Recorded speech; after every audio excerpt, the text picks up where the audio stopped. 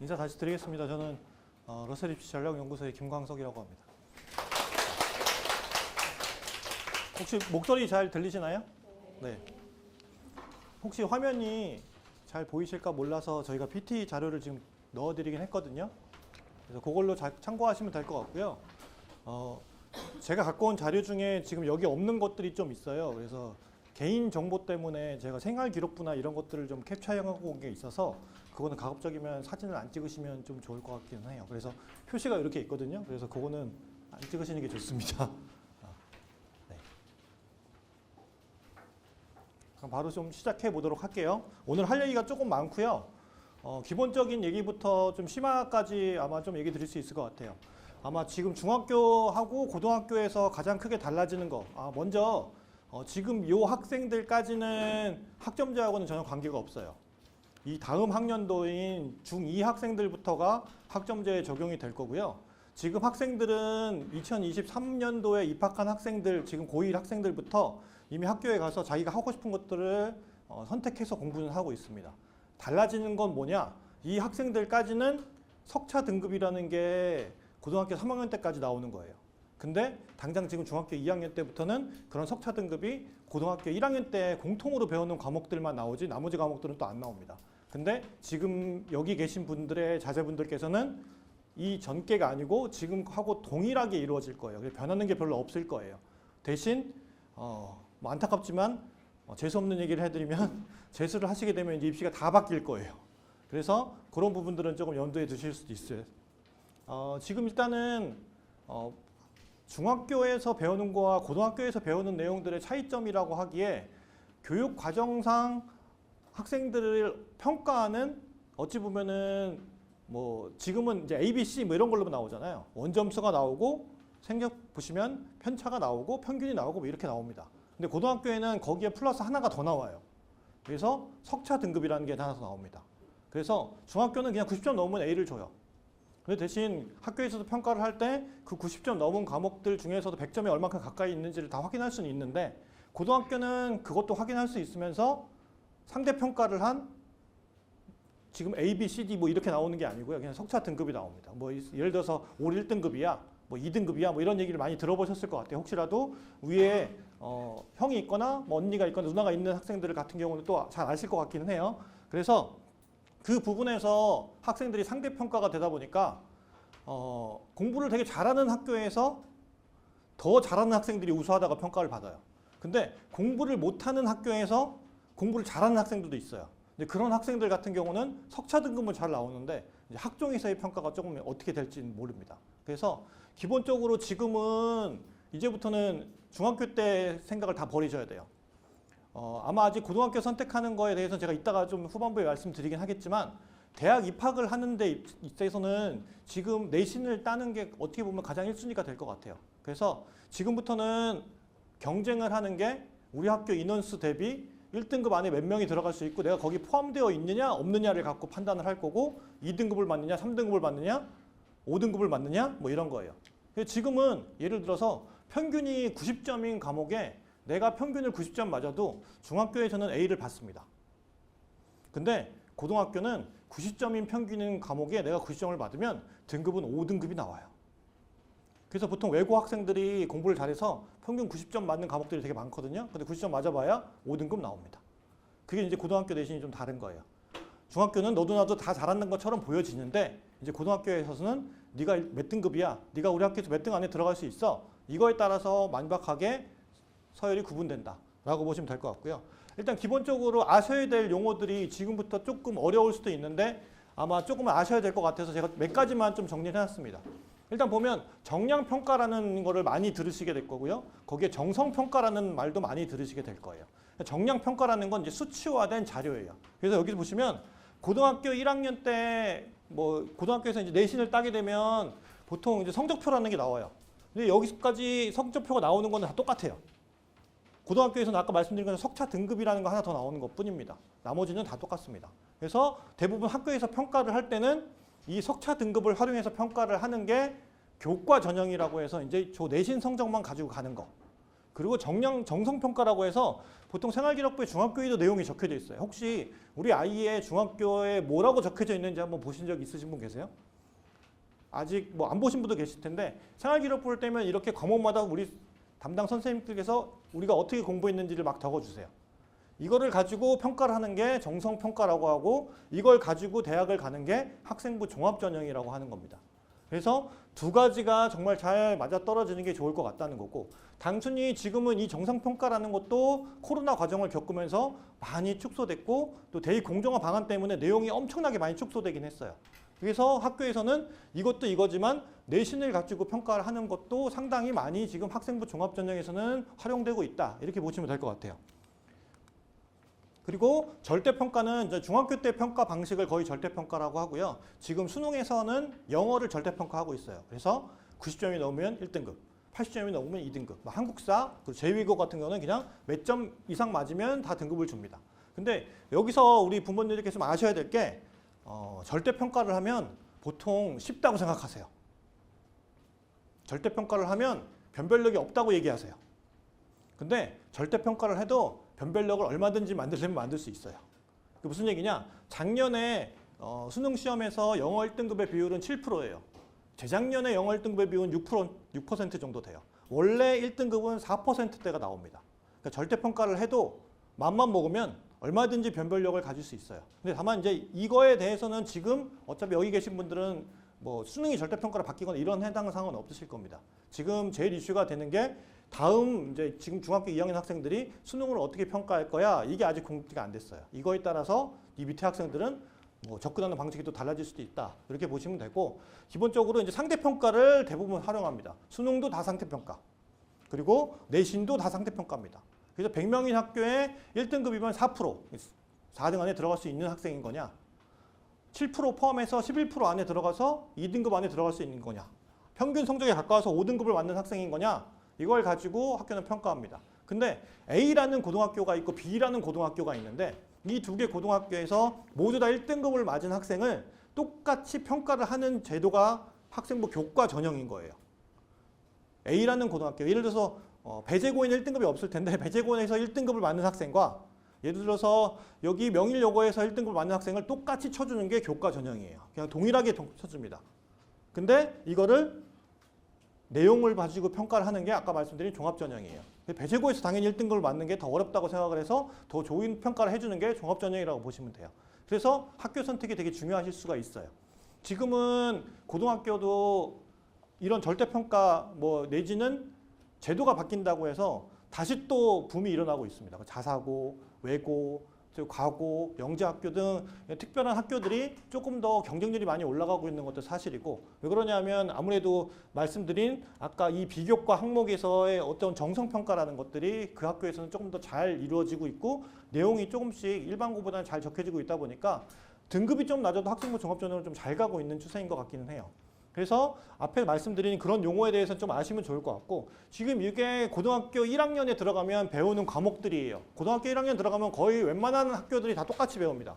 국어를 배우고요. 수학을 배워요. 그리고 영어를 배우고 한국사를 배우고 그리고 통합사회, 통합과학, 과학탐구 실험 내지는 기타 과목에서 뭐 기술가정이나 정보 이런 과목들을 배우게 돼요. 이게 공통적으로 1학년 때 배우는 과목입니다. 2학년에 올라가게 되면 2학년 때부터는 진로 선택 과목이라는 걸 선택하게 돼요. 그래서 진로 선택 과목들이 이렇게 성적이 나오는데 앞에서 보여드린 것처럼 일반 선택 과목이나 이런 공통 과목에서는 석차 등급이 나오거든요. 근데 진로 선택 과목은 아까 보신 것처럼 중학교 때처럼 석차 등급이 나오지 않아요.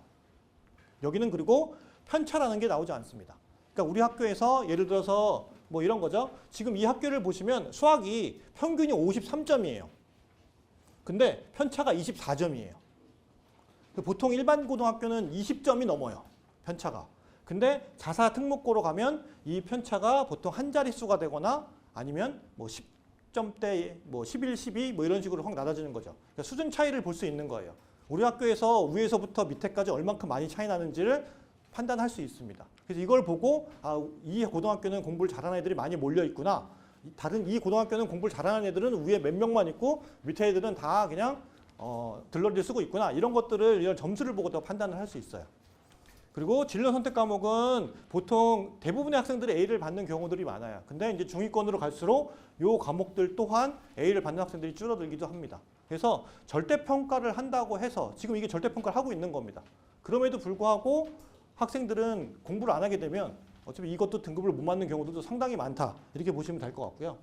요게 그 등급을 나누는 비율인데 과목마다 보통 석차 등급이 나오는 과목은 아까 말씀드린 것처럼 이렇게 90점 넘으면 A를 주고 B를 주고 C를 주고 이렇게 주는데 이거를 반영하는 대학은 지금 아무 대학도 없어요. 이걸 반영하는 대학이 없습니다. 대부분은 아까 앞에서 보여드렸던 이 석차 등급을 가지고 활용을 하는 경우가 더 많지 여기 보시면 성취도가 나와 있긴 한데 이걸 갖고 성취도를 계산하지 않아요. 지금 성취도를 계산하는 과목은 진로 선택 과목에 한해서만 이 성취도를 가지고 평가합니다. 그래서 지금 이렇게 성적표를 이제 받아올 텐데 우리 아이가 몇 등급이 나오냐라고 하는 것들을 잘 판단해서 보시면 될 것 같고 비율이 있긴 있지만 이거는 그렇게 중요한 사항은 아니다. 그리고 보시면 될 것 같아요. 그리고 수시는 보통 교과 전형이라고 해서 아까 제가 숫자만 들어가는 전형이에요. 내신 성적만 가지고 가는 거. 그리고 글자를 가지고 가는 게 종합 전형이고요. 그리고 논술이라고 해서 이제 내가 직접 가서 뭐 수학 문제를 풀든지 아니면 국어 시험 문제를 풀든지 뭐 이런 것들을 가서 하는 것들을 하는 게 논술 시험이라고 하는 겁니다. 대신 실기 전형 같은 경우는 말 그대로 뭐 특기자, 뭐 예를 들어서 특별한 게 뭐 과학에 조금 뭐 특화되어 있거나 아니면은 뭐 어학에 좀 특화되어 있는 학생들을 뽑긴 하는데 되게 극소수의 학생들을 뽑고 있어서 예전처럼 뭐 외국에 살다가 와서 영어를 잘하기 때문에 뭐 공인 어학 성적을 가지고 가는 경우들이 간혹 있었는데 지금은 거의 없다라고 보시면 될 것 같아요. 그래서 지금은 그냥 수시에서는 교과, 종합, 논술 전형이 있다 이렇게 보시면 될 것 같고요. 서류평가라는 건 학생부의 내용 아까 보시는 글자 있잖아요. 그걸 평가하는 겁니다. 물론 글자만 평가하지 않아요. 그 글자와 플러스 아까 보시면 평균 성적의 편차를 활용해서 이 위치가 어느 정도 되는지까지 정확하게 다 판단을 하는 게 종합전형이다라고 보시면 되고 대학은 이 종합전형을 정말 좋아합니다. 왜 그런지 이따가 좀 설명을 드릴게요. 그리고 올해부터는 이 서류평가에 자기소개서가 없어서 우리 친구들은 지금 좀 회피하긴 해요. 이걸 안 하고 있기 때문에. 작년에 고3 학생들은 이걸 쓰느냐고 되게 힘들어했어요. 이게 글을 써야 되는데 보통 문항이 한 3개 정도 나오거든요. 근데 그 문항을 쓰는 게 하나가 1000자, 두 번째가 1500자, 세 번째가 뭐 800자 이렇게 되거든요. 글을 안 써보는 세대예요. 지금 우리 친구들은. 그래서 글 쓰는 걸 정말 싫어합니다. 힘들어해요. 특히 자연계열 학생 자소서 쓰라고 1000자 내외로 뭐 쓰세요라고 하면 한 일주일 동안 고민해서 써갖고 와요. 그리고 다 고쳐야 돼요. 그냥 내가 쓰는 게 더 빠를 수도 있어요. 근데 지금은 우리 친구들이 이거 안 해요. 이거 안 하고 뭐 하냐. 지금은 그래도 여름방학 동안 공부를 열심히 했어요. 그래서 이게 없어진 거는 그나마 좋은데 이게 지금 스물스물 대학에서는 필요하다고 계속 얘기하고 있어요. 네. 그리고 생활기록부에 대한 내용도 어찌 보면 이걸 통해서 학생들이 조금 자기를 부각시켰다면 지금은 생활기록부의 내용이 이상하면 부각시킬 수가 없어요. 평가가 안 됩니다. 그래서 그런 내용들도 상당히 많이 변화되고 있다라고 보시면 되고요. 나머지 것들을 한번 읽어보시면 되고 수능 최저 기준은 말 그대로 기준이에요.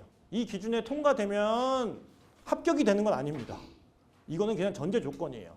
이게 조건이 맞아야 내가 그래도 평가를 받을 수 있다. 뭐 이렇게 볼 수 있다. 이렇게 보시면 될 것 같아요. 그래서 수능 최저 기준은 지금 되게 중요해지고 있다. 왜?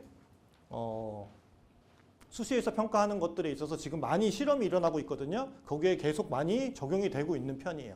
옛날에는 학생부 종합전형에는 많이 없었는데 지금 대표적인 대학들이 지금 학생부 종합전형인데도 이 수능 최저를 적용시키려고 준비를 하고 있어서 그런 부분에서는 수능도 되게 중요해지고 있습니다. 라고 보시면 될 것 같고요. 지금 보시면 여기 계신 분들은 지역인재 전형을 쓸 수는 없어요.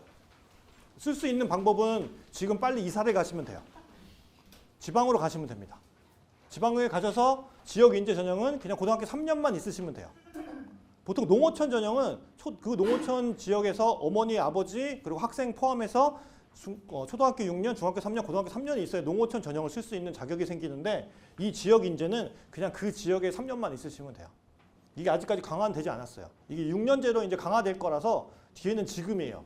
지금 빨리 이거 원장님이 들으시면 별로 안 좋아하겠는데 이사가요. 네, 농담이니까 지역에서 이제 지역인재 쓸 수 있습니다. 그래서 보통은 경기도에 경기도에 여주 있어요. 여주 혹시 아세요? 원주 있어요. 바로 붙어 있거든요. 근데 원주는 강원도에 지역인재 쓸 수 있어요. 근데 여주 이천은 바로 옆에 충청도, 뭐 충북하고 붙어 있고 강원도가 붙어 있는데도 얘네는 지역 인재 못 써요. 경기도에서. 그래서 그게 좀 아이러니하지만 저는 그 지역에 살면 빨리 이사 가라고 말씀드려요. 진짜 농담이 아니고 빨리 이사 가서 지역 인재 쓸 수 있게 만드세요. 이렇게 하는 거죠. 그래서 지역 인재는 그런 거고, 지역 균형은 지금 대부분의 대학들이 원래 상위권 대학에서는 교과 전형으로 뽑지 않았어요. 다 종합으로 뽑던 게 지금은 그래도 다행히 교과를 뽑는 전형으로 한 10% 정도는 지금 다 뽑고 있거든요. 그래서 지금 보면 저 지역 균형 선발이라는 명칭을 쓰는 데도 있고, 대부분은 다 그냥 학교장 추천 전형이에요.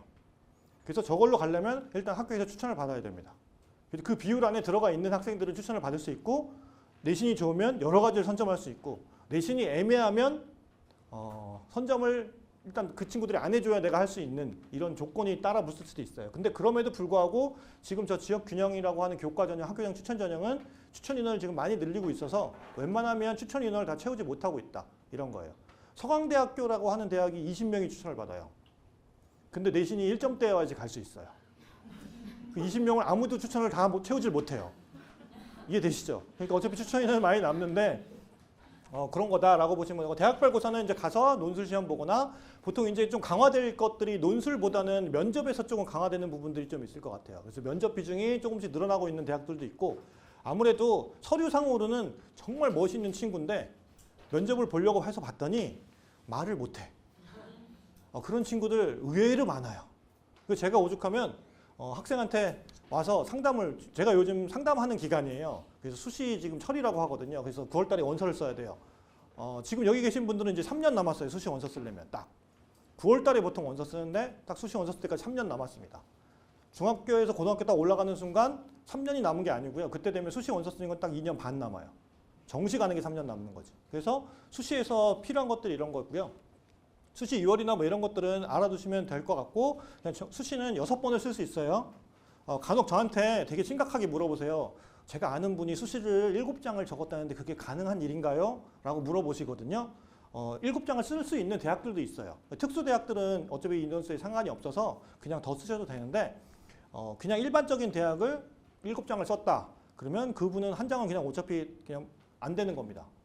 불법이에요, 그게. 그래서 그렇게 하시면 안 된다고 하는 거고, 정시는 어차피 3번 정도 지원이 가능하다. 뭐 이렇게만 아시면 될 것 같아요. 교육과정은 지금 여기 계신 분들 마지막이에요. 2015 개정 교육과정으로 실시되는 마지막 학년이 될 것 같아요. 지금 이 중학교 2학년부터는 2022 개정 교육과정이라고 해서 이 과목들의 이름부터 다 달라져요. 그래서 수능 형태가 다 달라지는 거고, 과목도 이렇게 보시면 자연과학 계열의 뭐 이런 물리나 화학이나 이런 것들은 명칭이 잘 안 변하는데, 사회탐구 과목은 정말 다 바뀌어요. 근데 여기 계신 분들은 그거에 해당이 없다. 그냥 여기 계신 걸로 똑같이 적용이 되는 거고, 말씀드린 것처럼 고등학교 1학년 때는 국어, 수학, 영어, 한국사, 통합, 사회, 통합과 과학탐구 실험이나 기타 과목들을 거의 대부분 똑같이 공부해요. 그래서 제일 학생들이 저거는 선택권이 없어요. 무조건 다 하는 거. 고등학교 2학년 때부터는 학생들한테 선택권이 주어져요. 근데 여기 보면 대부분 화법과 작문, 독서, 언어와 매체, 문학 이거는 다 해요. 여기 일반 선택 과목을 학생들이 선택하는 경우는 극히 드물어요. 그러니까 이건 학교에서 다 개설되어 있는 거라, 보통 보면 얘를 보통은 독서라는 과목을 고등학교 2학년 1학기 때 하고, 문학을 2학년 2학기 때, 화법과 작문을 3학년 1학기 때, 뭐 언매를 3학년 2학기 때, 뭐 이런 식으로 거의 대부분 다 합니다. 단위수를 조금 쪼개서 2과목씩 한 학기에 하는 경우도 있어요. 그래서 학교마다 그건 편제는 좀 다른데 어차피 대부분의 학생들은 여기 있는 걸 다 한다. 물론 문과 학생들만 총 여기 있는 사회탐구 과목 중에서 보통 6개를 하거나 5개를 하거나 하는 편이고, 자연계열 학생들은 보통 물, 화, 생, 지에서 3과목 정도를 하는 편이에요. 보통 여기 계신 분들도 아마 우리 아이가 의사가 됐으면 좋겠고 자연계열이 됐으면 좋겠고, 보통 문과보다는 지금 자연계열 선호도가 훨씬 높거든요. 그러다 보니 어떤 과목을 공부하느냐에 따라 지금은 되게 많이 중요해지고 있어서 그런 부분들도 제가 조금 이따가 자세하게 좀 설명드리는데, 교육과정 편제는 지금 이렇게 되어 있고, 3학년이나 2학년 때부터 이 과목들 중에서 심학 과목이나 이런 것들을 더 선택해서 공부하는 편입니다. 그래서 어떤 과목들을 더 공부하고 내 진로에 맞춰서 공부를 더 했냐, 이걸 가지고 판단을 하는 게 이제 학생부 종합전형으로 대학을 간다, 이렇게 보시면 될 것 같아요. 그리고 어떤 학교마다 이렇게 고급 심화 과정이라고 해서 뭐 심화 수학이나 아니면은 뭐 실험 아니면은 뭐 관련된 내용들을 공부하는 것들이 더 있어서 보시면 되고 보통 전문 교과라고 하는 것들은 뭐 특목 자사고 내지는 과고 영재학교에서 더 하는 편이고 과학고 영재학교는 이거보다 더한 것도 합니다. 그러니까 보통 이제 대학에서 배우는 내용들을 미리 해놓고 가는 편이라 그러니까 간단하게 얘기하면 일반고에 다니는 학생은 저 물리, 화학, 생명과학, 지구과학을 고등학교 2학년 1학기에 배워요. 그것도 과목을 3과목을 선택하는 거죠. 근데 보통 과학고등학교에 가면 그걸 1학년 때 전부 다 합니다. 2학년이 되면 2과목 같은 걸 하거나 아니면 1학년 때 같이 공부하는 경우들이 있어요. 그래서 교육과정의 편제는 좀 다르지만 이런 과목들을 보통 하는 편이고 외국어 계열은 보통 외고 다니는 학생들이 영어, 뭐 심화 영어부터 쭉 몇 가지를 더 선택해서 외고 학생들은 이제 영어에서는 좀 강점이다. 이렇게 보시면 될 것 같아요. 국제 계열은 이제 국제고 학생들. 그래서 과목이 딱 보시면은 보통 인문계 그냥 일반적인 고등학교에서 잘 안 배우는 과목을 공부하기 때문에 이 친구들은 이걸 가지고 종합전형을 지원할 때는 활용되기가 되게 좋아요.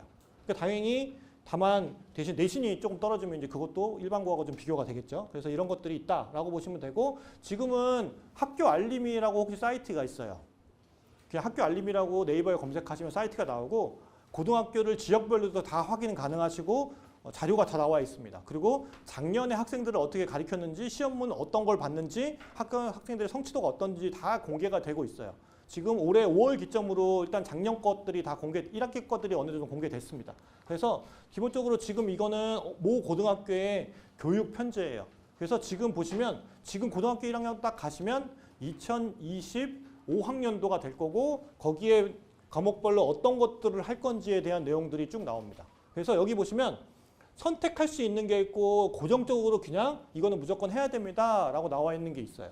그래서 지금 여기 보시면 1학년 때나 2학년 때 대부분 아까 말씀드린 것처럼 선택이 아니고 이건 고정적으로 다 하셔야 되는 과목들인데 2학년 때 딱 올라오면 여기 이 학교는 지금 심화 국어부터 쭉 시작해서 2학년 때 이거 중에서 택 3개를 하는 겁니다.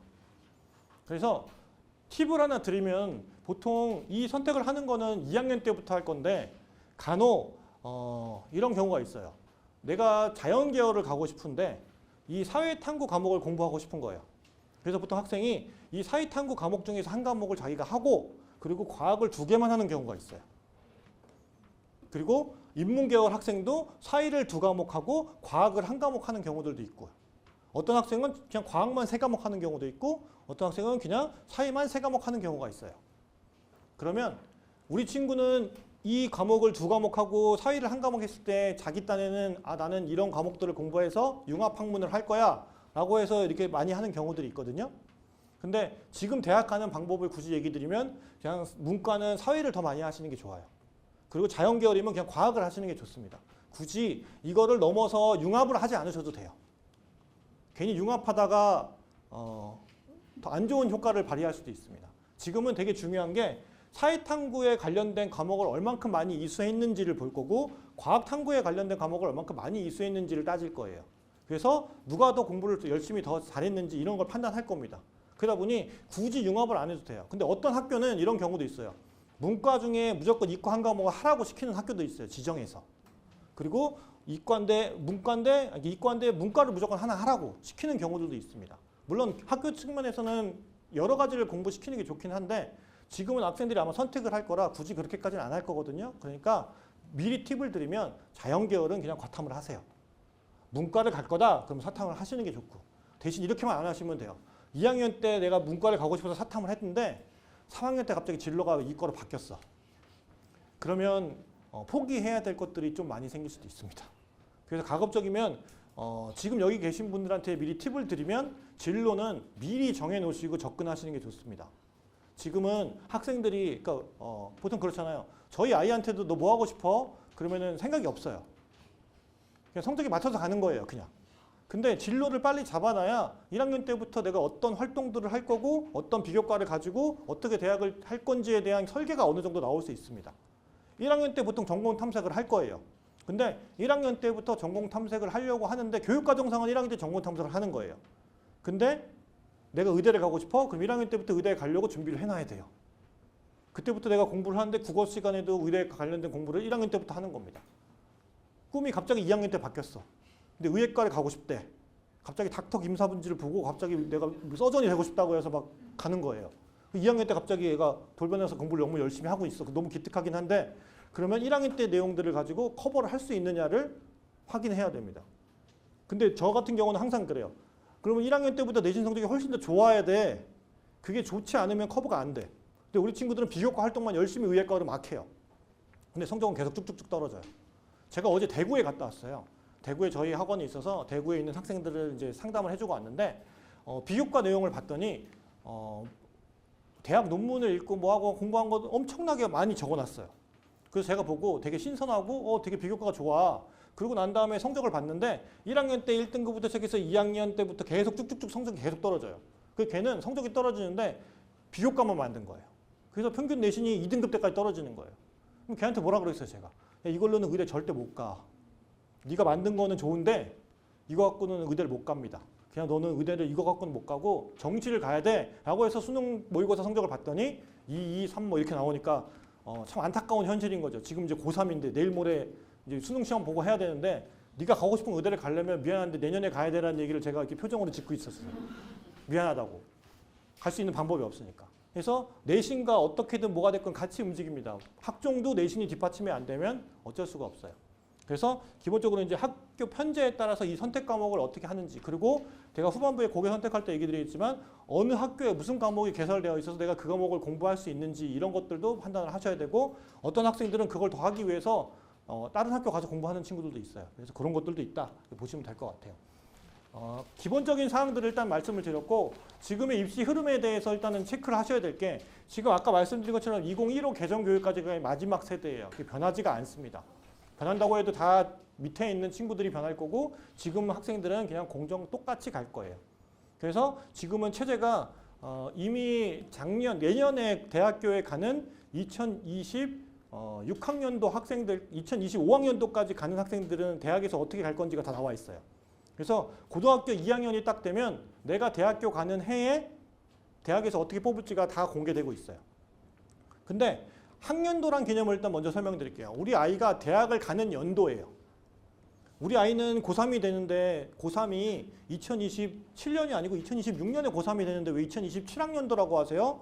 졸업하고 2027년도에 대학을 가기 때문에 2027학년도라고 하는 거예요. 근데 이걸 되게 혼용해서 쓰는 경우들이 되게 많아요. 뭐 교육부도 그렇고 학교장 것도 그렇고 그냥 2023년인데 2023학년도라고 막 쓰는 경우들도 있어서 뭐 혼동되지 않으면 좋겠어요. 그래서 지금 학생들은 2027년에 대학을 가기 때문에 2027학년도라고 하는 겁니다.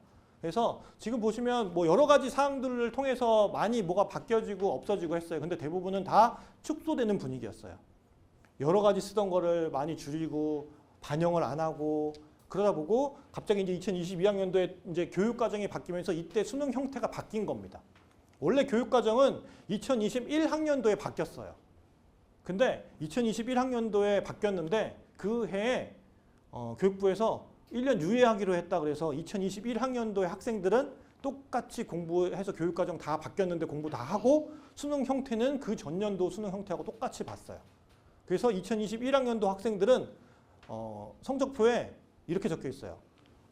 보통 진로 선택하는 과목들이 다 석차 등급이 다 나와요. 자연계 학생들은 물투, 지투, 화투, 생투 이런 과목들 성적 따기 되게 어렵거든요. 그 하는 애들이 적어서 성적이 잘 안 나와요.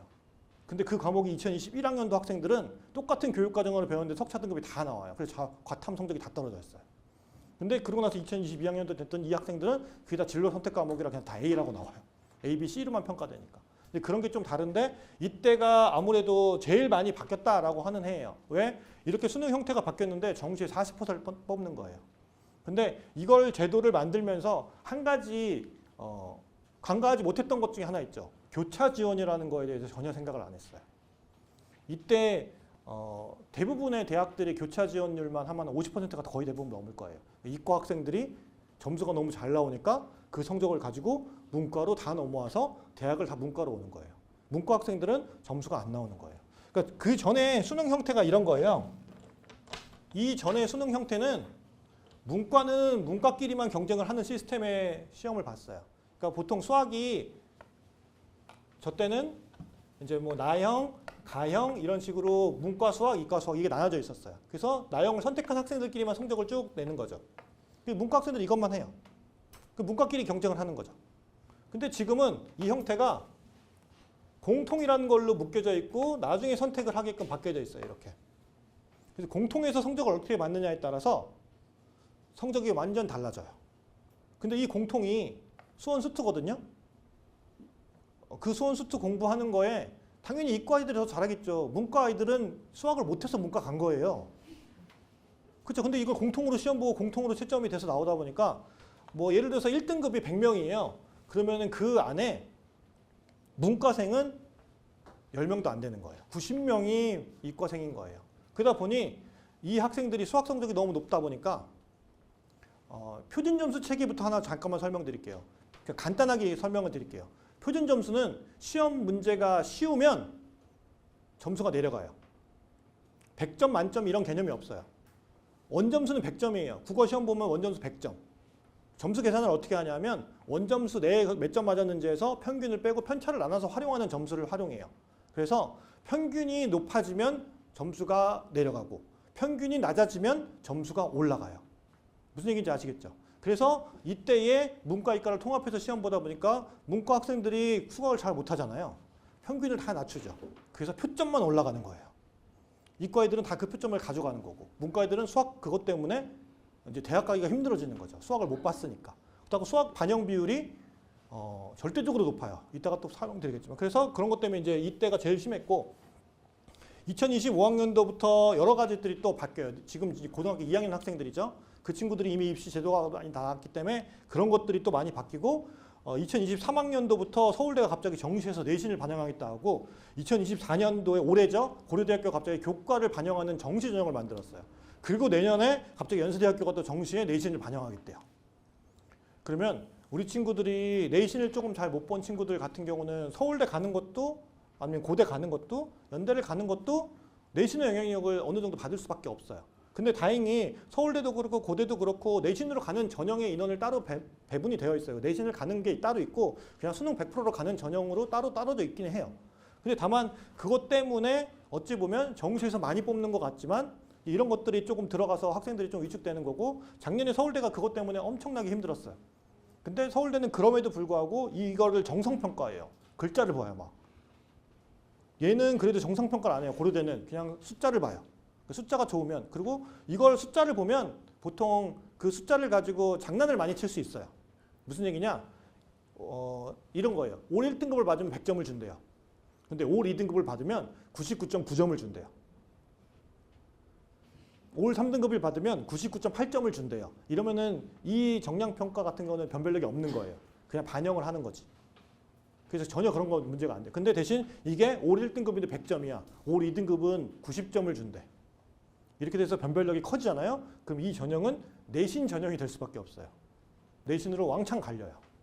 그래서 그런 부분들은 아직 정확하게 뭐 나오지 않았지만 일단 고려대학교 같은 경우는 그렇게 편차가 크진 않아서 역류하실 정도는 아니다라고 보시면 되고 연대는 아직 내일 후년인데 아직 안 나왔어요. 어떻게 할 건지. 근데 그럼에도 불구하고 아마 뭐 연세대학교가 이 내신을 반영한다고 해서 얘네처럼 똑같이 반영하지는 않을 거예요. 서울대하고 고려대는 비슷한 학교예요. 비슷한 학교라기보단 고려대학교가 서울대를 많이 따라가요. 그래야 연대를 이길 수 있다고 생각을 하기 때문에. 연대는 죄송하지만 얘네 둘하고는 반대로 많이 가요. 그러니까 예를 들어서 이 두 개 학교가 수시에서 막 80%씩 막 뽑았어요. 그럼 얘네는 정시에서 50%를 넘게 뽑아요. 왜? 어차피 겹쳐지니까 연대도 짜증이 나죠. 우리 학교에서 학종으로 뽑아놨더니 서울대 가겠다고 나갔어. 그러면 제일 싫어하겠죠. 그래서 서울대 아이들하고 안 겹치는 캐릭터를 고르려고 해요. 고대는 그냥 인정. 우리는 그냥 너희 거 그냥 어떻게든 니네가 안 받아주면 우리가 받을게. 뭐 이런 상황이에요 지금. 그래서 그 학생들이 많이 가는 편이고 전형도 두 개 대학이 좀 비슷한 편이고 이래요. 그래서 이 세 개 대학은 뭐 그렇게 경쟁 강국이 있다. 수시는 정말 학교가 경쟁이에요. 정시는 어쩔 수가 없어요. 정시는 인기도에 따라 가니까. 근데 정시는 그럼에도 불구하고 군이 나눠져 있고 하기 때문에 선택지가 많이 없단 말이에요. 그러니까 가군에서 선발하는 학교는 가군에서 하나만 찍어야 돼요. 정시에서는 영 고대를 같이 갈 수 없어요. 왜? 같은 군에서 선발해요. 둘이 경쟁해요. 둘이 경쟁을 하는데 맨날 연대가 이기는 거죠. 그래서 얘네가 수시에서 더 많이 뽑으려고 하는 거예요. 정시에서 줄이고. 그런 작업들을 했었는데 지금 뭐 그게 다 이제 없어진 거고. 그래서 실질적으로 수시에서는 이게 제한이 없단 말이에요. 그러니까 서울대 하나 쓰고. 그러니까 작년에 문과 학생들이 제일 극강으로 높였으면 서울대 한 장, 연대 2장, 뭐 고려대 3장 뭐 이렇게 원서 쓰면 이제 제일 높은 문과 학생들이 원서 제일 높여 쓰는 거. 이과는 어차피 뭐 의대를 위주로 쓰는 거니까. 그래서 입시의 흐름이 좀 바뀌는데 이게 지금 이 상태에서 지금 수능을 지금 이 상태면은 갑자기 이제 방법이 안 나오면 내년에 유지하겠습니다라고 할 수도 있어요. 똑같은 형태를 보다가. 그럼 지금 이제 교육과정이 적용이 돼야 되는데 아마도 좀 많이 대공사가 필요하거든요. 지금 교육과정이 바뀌는 것 때문에. 뭐 그럼에도 여기 계신 분들은 해당이 없으니까 전혀 걱정하실 필요 없다. 괜히 그런 거 나와봐야 나는 해당 사항 없습니다. 집에 혹시 중1이 있거나 중2가 있으시면 그건 좀 걱정을 하셔야 될 수도 있습니다. 그래서 이렇게 바뀌고 있다라고 보시면 되고 아까 말씀드린 것처럼 수시 모집은 9월 달에 일어나요. 그래서 9월 초에 보통 9월 첫째 주 목요일 되면 고3들은 교육청 모의고사가 아니고 평가원, 교육과정 평가원에서 나는 모의고사를 봅니다. 재수생들까지 같이 시험 보는 거 되게 중요한 시험이고요. 12월 달 말이 되면 보통 이제 정시 원서를 씁니다. 그래서 11월 달에 보통 수능 시험을 보고 이 시험은 보통 셋째 주나 둘째 주 정도의 날짜 정해서 보통 보는데 목요일 날 시험 보아요. 수능은 거의 대부분 목요일 날 시험 봅니다. 무슨 이변이 있어서 뭐 하는 거 아니면. 선거는 보통 수요일 날 하고요. 시험은 맨날 목요일 날 봅니다. 국가고시가 거의 대부분 그래요. 그래서 보시면 될 것 같고 고등학교 1학년, 2학년 학생들은 3월 달, 6월 달, 9월 달, 11월 달에 항상 수능 모의고사라는 걸 보게 됩니다. 근데 이 모의고사에는 재수생은 들어가지 않아요. 그래서 평가원 모의고사만 재수생이 들어가기 때문에 재학생 때 성적이 잘 나오더라도 고등학교 딱 올라가면 그리고 저렇게 6월달, 9월달 재수생이 딱 시험을 보면 성적이 갑자기 떨어지는 친구들이 상당히 많이 나옵니다. 그래서 수능 때 되면 갑자기 원래 맞았던 성적보다 안 나오는 경우가 파다하게 나오는 게 이제 재수생들이 그만큼 들어와서 그런 거다라고 보시면 될 것 같고요. 지금 출생 인구가 지금 고1 학생들이 황금 돼지띠 해예요. 이때 원래 태어난 인원보다 작년도보다 4만 5천 명을 더 낳으셨어요.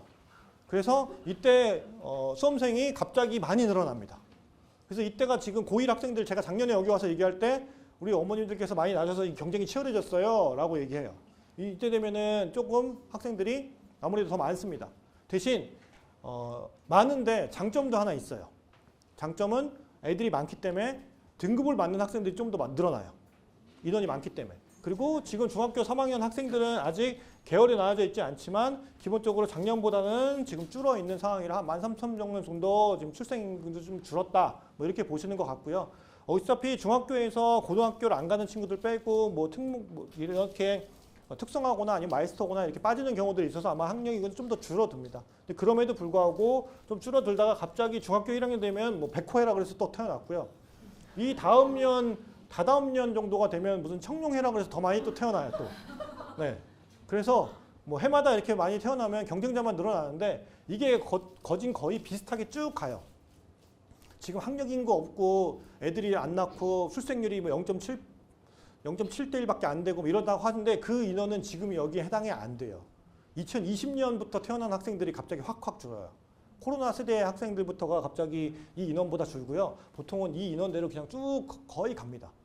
그래서 지금 밑에 있는 친구들이 갑자기 뭐 인원 대비 없어진다 이런 거는 지금은 해당 사항이 없을 거예요. 그래서 비슷하게 움직인다라고 보시면 될 것 같고 지금은 중요한 게 저렇게 재학생 숫자는 계속 줄고 있거든요. 재학생은 계속 줄었어요. 그래서 재학생도 지금 보면은 6월 평가원, 9월 평가원, 수능까지 계속 줄어요.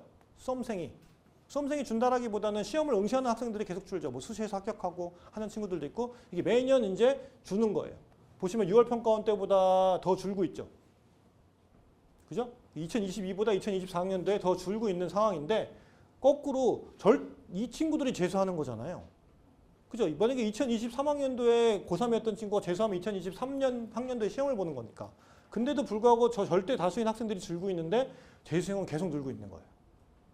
이게 2022학년도를 기점으로 재수생이 확 늘기 시작합니다. 왜? 코로나도 있었고 그리고 정시 40% 늘린다는 것 때문에 갑자기 이 인원이 계속 늘어났어요. 제일 심했던 게 이제 코로나 시대에 아니면 이 시대에 2022학년도에 약대가 갑자기 학부 모집을 하면서 여기 계신 어머님들 세대 분들도 시험을 다시 준비해서 한다고 하시는 분들도 계셨어요. 네. 참고로 제 친구가 한번 치대를 해보겠다고 한번 했다가 그러고 나서 소식은 끊겼어요. 네. 그래서 기본적으로 지금 재수생은 계속 늘어나고 있는데 아마 정시에서 지금 뽑는 인원이 너무 많다. 그래서 정시 준비를 하는 것도 방법일 수 있다라고 꼭 얘기를 드리고 싶은 거고요. 그래서 지금 아까 말씀드린 것처럼 강동 지역뿐만 아니고 지금 일단은 현재 고등학교 학생들 지금 이제 중3은 작년도보다는 인원이 좀 줄 겁니다. 그래서 대표적으로 지금 2024학년도에서 3학년 넘어갈 때 인원이 줄었을 때 학교마다 등급이 어느 정도 인원이 준다는 거예요. 그래서 올해 학생들은 작년 학생에 비해서 내신이 조금 떨어져 있어요. 등수는 비슷한데 내신이 좀 떨어져 있습니다. 그걸 상담할 때 잘 캐치해서 보통 학생들이 그걸 조절해서 많이 활용하는데 기본적으로 인원이 준다라는 건 등급을 맞는 인원이 줄어든다라는 거예요. 그래서 작년하고 좀 타원이 다른 얘기를 할 수도 있어요. 이거보다 더 많이 줄어들면 실질적으로 더 많이 등급이 맞는 애들이 줄어들기 시작합니다. 그래서 인원이 줄어든다는 건 그런 내용이고요. 지금 자연계열 같은 경우가 상당히 학생들이 많이 좋아지고 있는 게 보시면 지금은 학생들이 줄고 있다 해서 학교에서는 정원을 줄이고 있어요. 어떤 대학은 없어지는 경우들도 있어요. 전문대학이 없어지고 지금 통폐합하고 이런 경우들이 막 비일비재하고 있는데 지금 이 학과들이 갑자기 올해 2024학년도부터 증원되고 있어요. 그래서 몇백 명이 막 생겼어요. 그래서 지금 여기 보시면 서울권에 있는 대학들 중에 817명이나 되는 학생을 그냥 대학 정원을 더 늘려서 뽑고 있는 거예요. 이런 거죠. 서울대학교에서 218명을 증원했어요. 증원한다는 건 보통은 새로 있는 과들에서 조금씩 빼서 새로운 과를 만드는 게 아니고 그냥 아예 새로운 거를 그냥 통 만드는 거예요. 218명인데 수시에서 128명인가 뽑아요. 그럼 128명을 뽑는데 서울대학교에서 128명을 더 뽑는 거죠. 그러면 작년에 서울대학교를 간당 못 갔던 학생이 올해는 다시 쓰면 갈 수도 있는 상황이 생길 수도 있는 거예요. 왜? 인원을 저렇게 더 많이 뽑아서 실질적으로 학생이 더 많이 뽑히니까. 근데 이것 때문에 나비 효과가 일어나서 연대 고대는 추가 합격이 더 많이 일어날 수도 있겠죠. 커트라인이 내려갈 수도 있겠죠. 뭐 이런 것들이에요. 그래서 지금 자연계열 학생들은 이렇게 더 많이 뽑는 학과들 때문이라도 많이 하는데 이거보다도 지금은 아예 기업체하고 연계돼서 그냥 취업을 시켜준다라고 해서 학생을 지금 모집하고 있어요. 저는 교육적인 뭐 철학이 있거나 그렇지는 않지만 대학에서만큼 저는 이렇게는 안 했으면 좋겠다는 입장인 건 맞아요. 대학에서 좀 더 다양하게 공부를 시키고 뭘 해야지 이게 무슨 취업 사관학교도 아니고 그냥 여기 가면 여기 가려고. 근데 요 학과들 때문에 피해보는 학과들이 되게 많아진 건 사실이지만 이 학과들의 인기가 많아요. 그냥 들어가면 그냥 취업 걱정 없이 그냥 졸업만 하면 그냥 취업을 시켜주니까요. 근데 여기 있는 학생들도 이렇게 졸업하면 다 취업을 할 것 같지는 않아요. 더 좋은 회사 갈 수도 있습니다. 그래서 기본적으로 이제 이런 과들 때문에 자연계열은 계속 학생들이 인기가 많아지고 있다. 이렇게 보시면 되고 그렇기 때문에 지금 2021학년도, 2022학년도까지는 그래도 사회 선택을 해서 인문계로 가겠다고 하는 학생들이 훨씬 많았어요. 근데 그게 작년부터 자연계열이 계속 많아지고 있어요. 자연계열이 대학을 더 가고 싶다라고 해서 인문계열 학생이 수학을 확률 통계를 안 하고 그냥 미적분을 하는 경우들도 있어요. 점수가 더 잘 나온다고 해서. 그래서 약간 트렌드가 변하고 있다. 이렇게 보셔도 될 것 같고 지금은 자연계열 학생들이 더 많아지고 있는 상황이에요. 자연계열 학생은 어차피 지금 앞에서 보여드린 그런 첨단학과, 뭐 기업체와 연계된 뭐 이런 학과들 빼고 제일 좋아하는 게 있잖아요. 의대, 치대, 뭐 한의대, 약대, 뭐 수의대 뽑는 게 어마어마하니까 여기는 그냥 가면 평생 이제 쓸 수 있는 이것 때문에 학생들이 엄청나게 많이들 하는 편인 것 같아요.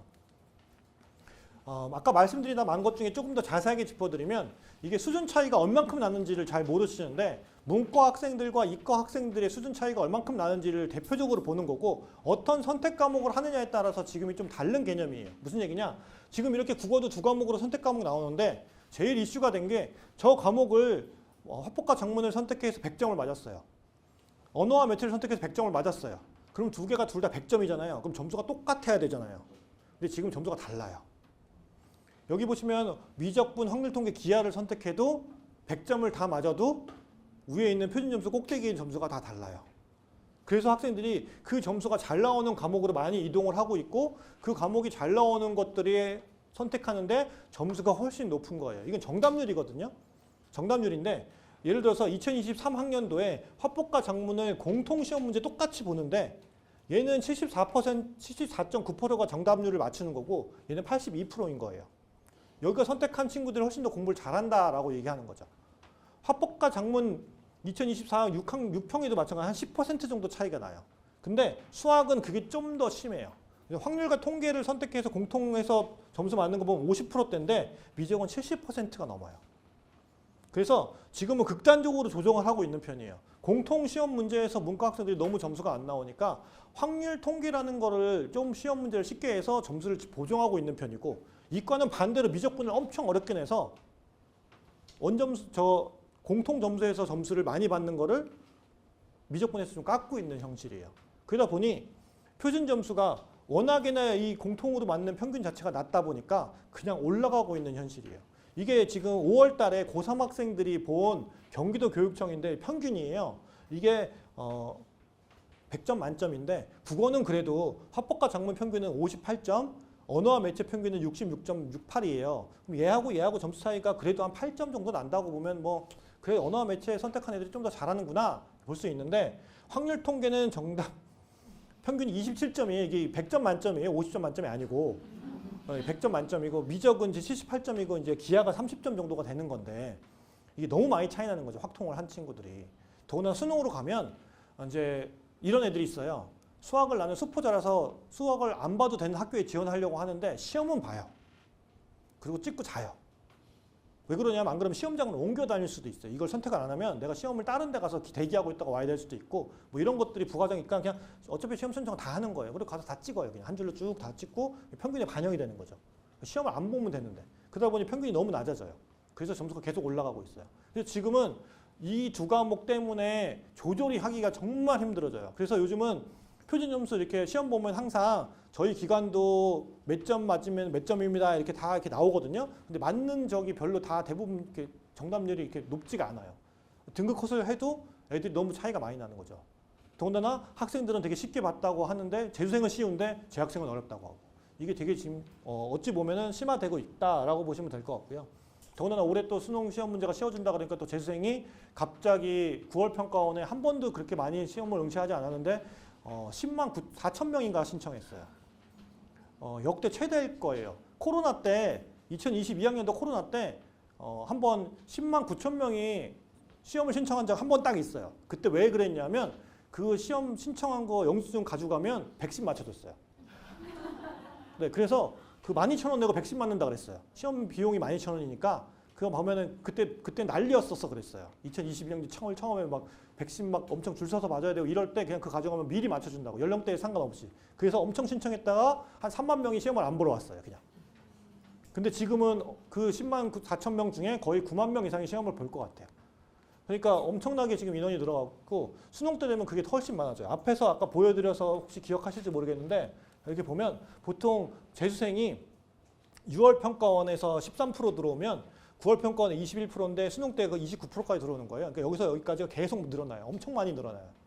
근데 기하급수적으로 늘어난다 보시면 되죠. 6평에 비해서는 거의 2배 정도 가량이 늘어난다라고 보시면 될 것 같아요. 그래서 그런 내용까지는 참고하시면 좋을 것 같고, 그래서 지금은 학생들이 그것 때문에 점수에 변동이 생긴다고 말씀드렸죠. 작년 수능도 미적분을 다 맞으면 145점을 줬고요. 확통은 다 맞으면 142점을 줘요. 국어 같은 경우는 저거보다 좀 더 심했어요.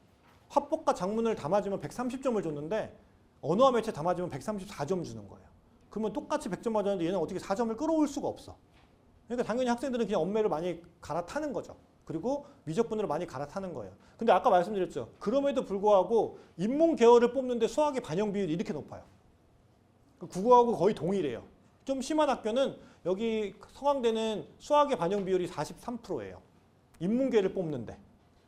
그리고 대부분은 인문계, 자연계 뭐 상관없이 국어하고 수학의 가중치가 거의 동일하게 뽑다 보니까 수학에서 저렇게 점수가 고득점 나오는 학생들인 거죠. 아까 얘기 드렸죠. 100명인데 그 100명 안에 이과생이 90명 있고 문과는 10명 있는 거예요. 똑같은 점수 안에. 그러면 그 학생들이 이제 이런 거예요. 이때가 좀 첫 해가 제일 심해서 2022학년도에 수능 딱 시험 보고 건대 갈 수 있는 애가 연대까지도 교차 지원을 해서 올라가니까 좀 심했을 경우였어요. 그때가. 그 작년에는 좀 그거보다는 좀 덜했긴 했는데, 그래서 이과 학생들이 엄청나게 이제 대학을 갔다가 다 빠져나오고 있는 상황이기는 하죠. 그래서 그 친구들이 또 재수를 해요. 문과로 갔던 친구들이 어차피 적응을 못해요. 이과 애들이 문과로 가면 그냥 적을 두는 거예요. 나 이 학생이다. 그리고 코로나 때문에 학교 가서 이제 못 놀았잖아요. 요즘 학교 가면 막 놀아요. 숙제도 하고 뭐 가서 뭐 아카라카치 뭐 이런 거 다 하고 놀다가, 그러고 나서 이제 여름방학 딱 시작하면 다시 공부하는 거예요. 그런 애들이 엄청나게 많이 나와서 지금 제 반수생들이 엄청나게 늘어나고 있는 추세인 거죠. 그래서 이렇기 때문에 지금 교차 지원을 많이 하고 2022가 교차 지원율이 가장 높았던 해예요. 뭐 서강대학교가 아까 저 수학 반영 비율이 그렇게 높은 것 때문에 거의 한 75%? 10명 뽑으면 이과생이 7명인 거예요. 근데 이 10명이 뽑은 7명이 이과생인데 그 7명이 거의 6명이 다 나가요.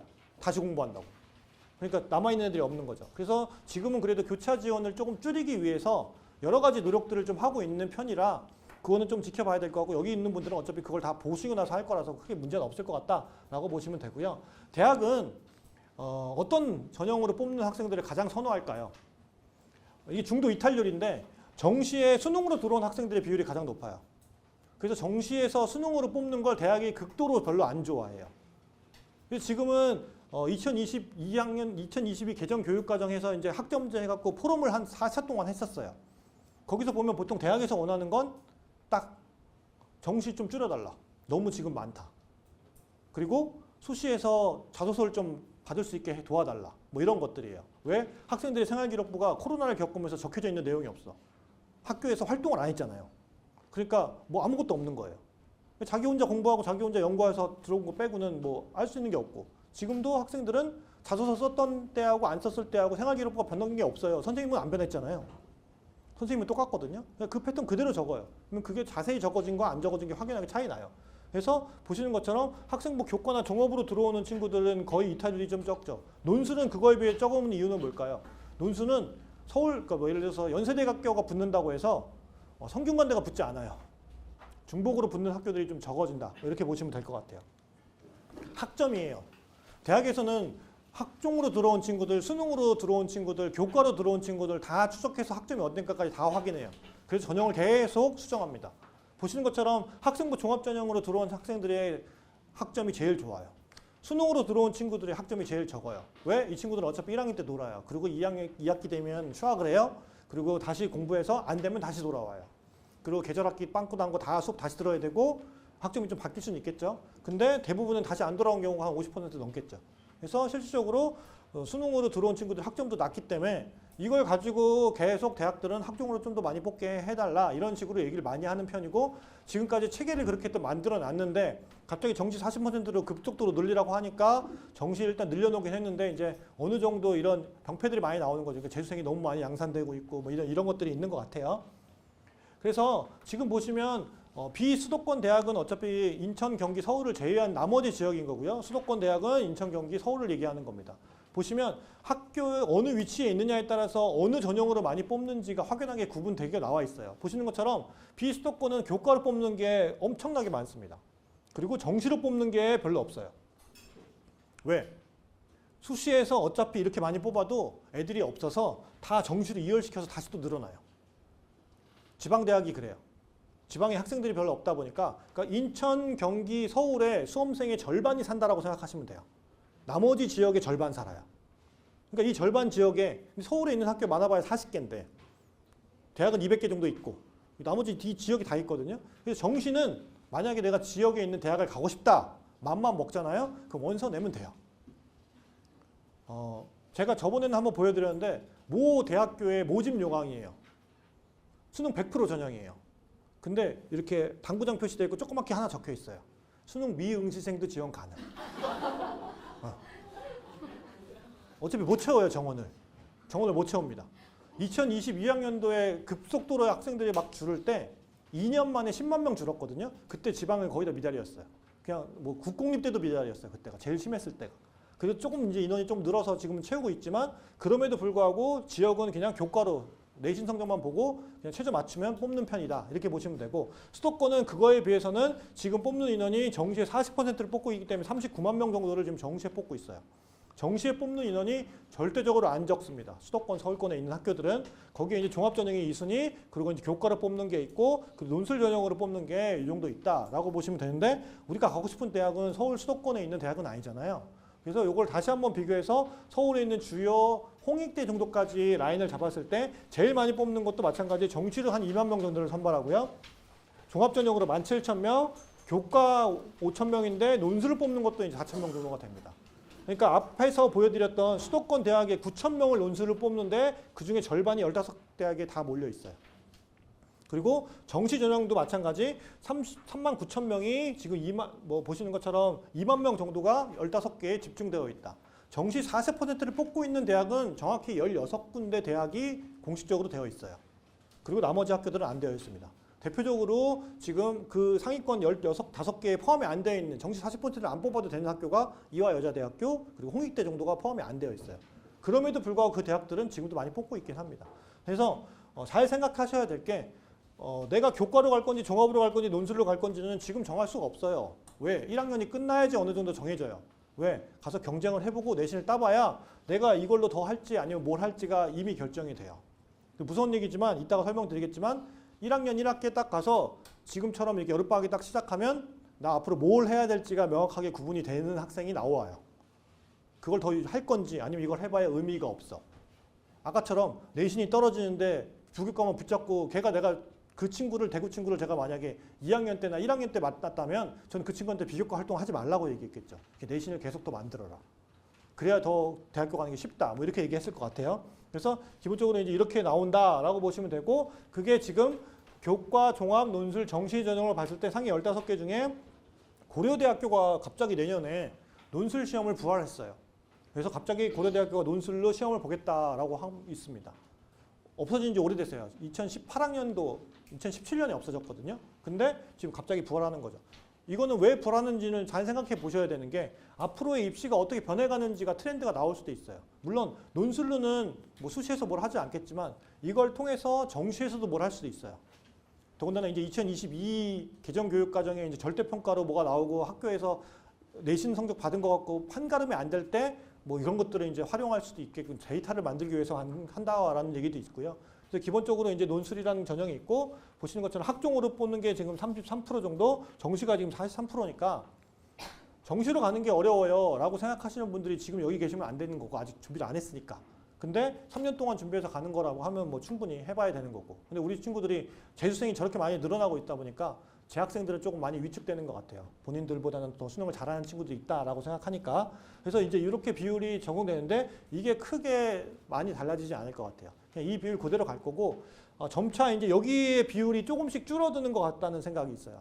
너무 많으면 지금 뭐 시립대처럼 48% 뽑다가 이제 43% 정도 줄이고 이제 종합으로 조금 더 늘려가서 전형을 좀 더 만들고. 그래서 아마 지금 양대 축은 아마 정시와 종합 전형이 제가 볼 때는 40, 40 뭐 이렇게 맞추는 경우가 많을 거고 나머지는 교과 10, 뭐 논술 10 이렇게 갈 거고요. 이 밑에 있는 대학들은 보통 교과로 뽑는 게 한 20%까지 높아져요. 그래서 거기는 교과로 가는 게 더 좋다. 여기는 대부분 종합이 더 많다. 이렇게 보시면 될 것 같아요. 위에 과는 보시면 표가 되게 복잡한데 그냥 간단하게 설명드리면 위에 과는 종합으로 뽑는 게 훨씬 많아요. 치의에. 약학까지는 종합 전형을 준비 안 할 수 없어요.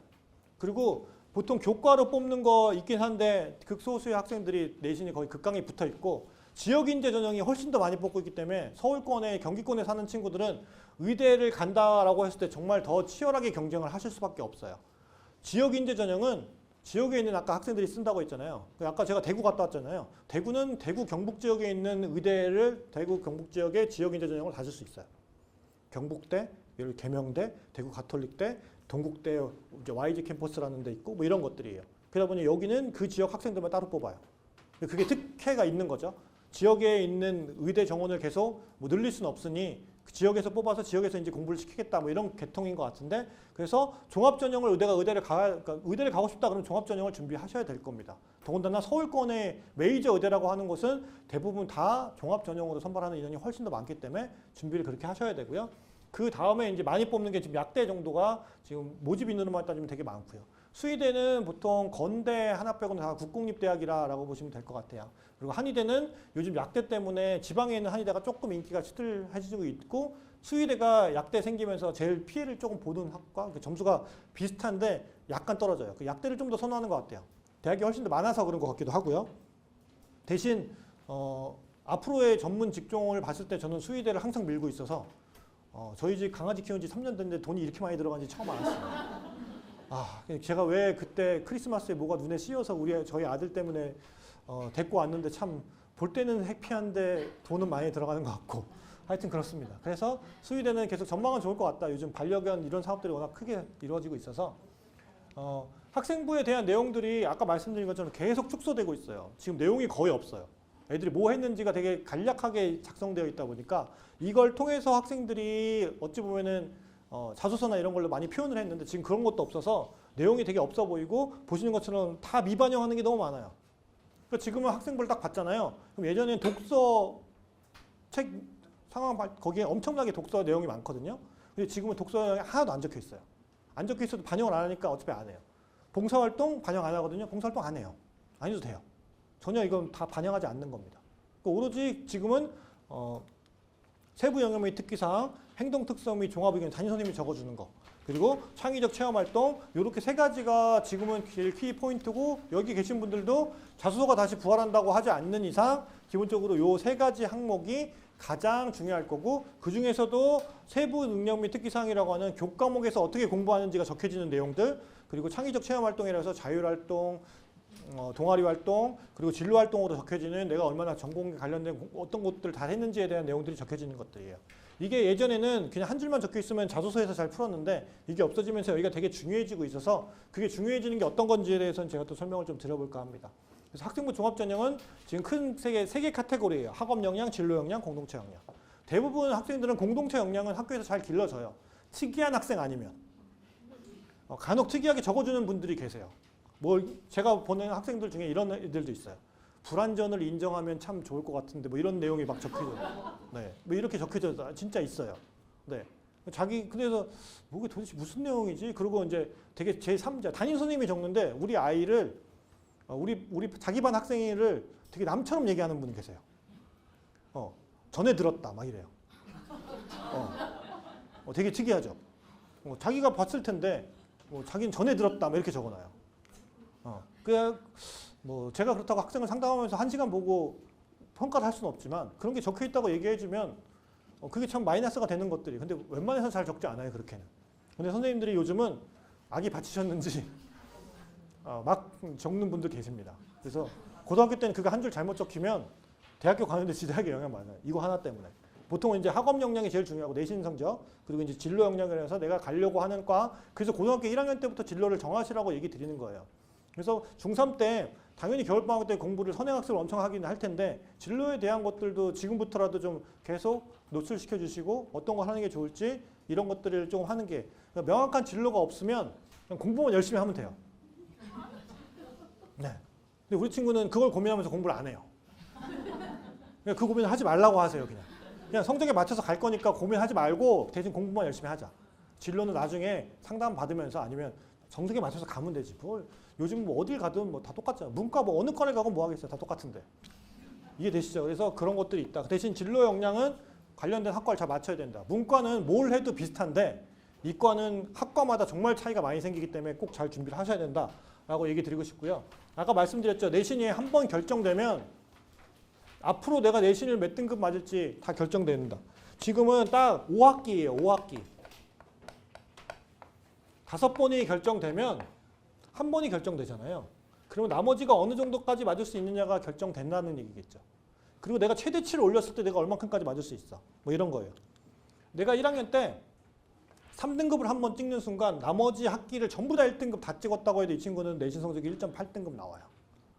그러면 학업 역량적인 측면에서 1학년 때 역경 극복 정말 잘해서 1학년 때 뭐 예를 들어서 사춘기가 왔지만 2학년 때 정신 차리고 공부를 해서 다 1등급을 만들어서 뭐 좋은 그림을 만들 수 있죠. 학종으로는. 근데 교과는 딱 저 1.8등급을 가지고 가는 겁니다. 그러면 저 대학으로 내가 쓸 수 있는 학교가 한정이 되는 거예요. 그래서 1학년 때 공통으로 받는 것들의 내신이 어느 정도 결정돼요. 저게 평균 3등급인데 저게 만약에 평균 5등급이라고 가정할게요. 근데 평균 5등급을 받는 학생이 각성을 해서 갑자기 2학년 때부터 올 1등급을 3학기 동안 찍는다고 하는 거는 제가 되게 정신적으로 큰 충격을 받지 않는 이상 어렵다고 얘기하는 것 중 하나거든요. 그런 것들이에요.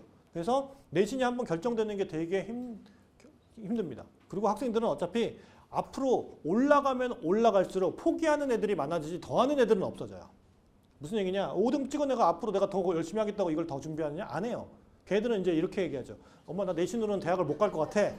대신 나는 뭐 논술 준비를 해볼까? 아니면 난 정시 파이터가 될래? 막 이래갖고 정시 준비를 막 하는 거죠. 근데 내신도 안 되는 친구가 정시를 한다는 건 더 힘든 걸 하는 거거든요. 그래서 기본적으로는 지금 내신이 1학년 때 정해지는 게 되게 중요해요. 그래서 미리 여름 때 얘기 드리면 겨울방학, 지금 여름방학이 끝났으니까 지금 다 그분들은 다 지금 학교 다니시고 계시잖아요. 그래도 좀 해피하시죠? 그죠? 그래도 학교를 가면 좀 해피해요. 집에서 맨날 보는 건 너무 힘들어요. 저희 학원, 기숙학원에 여름만 되면 그렇게 바글바글합니다. 재학생들을 넣으시려고. 자리가 없어요. 그리고 집에 가시면서 되게 해피해요. 그러면서 학생이 엄마 나 너무 힘들어. 나 좀 데려가. 그러면 일주일 동안은 못 데려가. 휴가 가세요. 휴가 가신다고. 어머니 아버지는 휴가 가시고 애는 거기에서 공부를 하고. 뭐 이런 상황인 거예요. 그래서 일단은 지금 내신이 되게 1학년 때 되게 중요해요. 진짜 제가 농담처럼 얘기 드리면 1학년 때 내신은 어떻게 나오냐에 따라 이게 판도가 달라집니다. 자, A라는 학생이 있고요. B라는 학생이 있어요. A라는 학생은 문과 학생이고요. B라는 학생은 이과 학생입니다. 보시면 친구는 그래도 1학년 때 1.8을 맞지만 2등급 맞고 1.8 맞고 1.7 맞고 1.35까지 해서 성적을 쭉쭉쭉 올려요. 문과 학생은 그래도 3학년 때 올라가면 올라갈수록 국어, 수학, 영어, 사회 과목들이 그래도 좀 많은 편이에요. 그러니까 이렇게 성적이 올라간다는 건 이 학생 입장에서는 엄청나게 노력을 해서 성적을 올린 겁니다. 더군다나 이제 수학이 1등급이에요. 문과 학생이 이과 학생들이 있는 학교에서 같이 공통으로 시험 보고 1등급을 만든다는 건 정말 잘한다라고 평가가 받는 거예요. 이과는 거꾸로 보시면 이 친구는 1등급부터 조금 올라가다 떨어져서 다시 올라가긴 했는데 3학년 1학기 때 이과는 선택할 과목이 몇 개 없어요.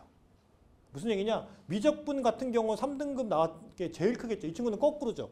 1등급부터 시작해서 마지막에 이과 학생들만 시험 보는 미적분에서 3등급이 나온 거예요. 이건 최악이라고 얘기할 정도로 본인한테 되게 큰 미스테이크가 된 거예요.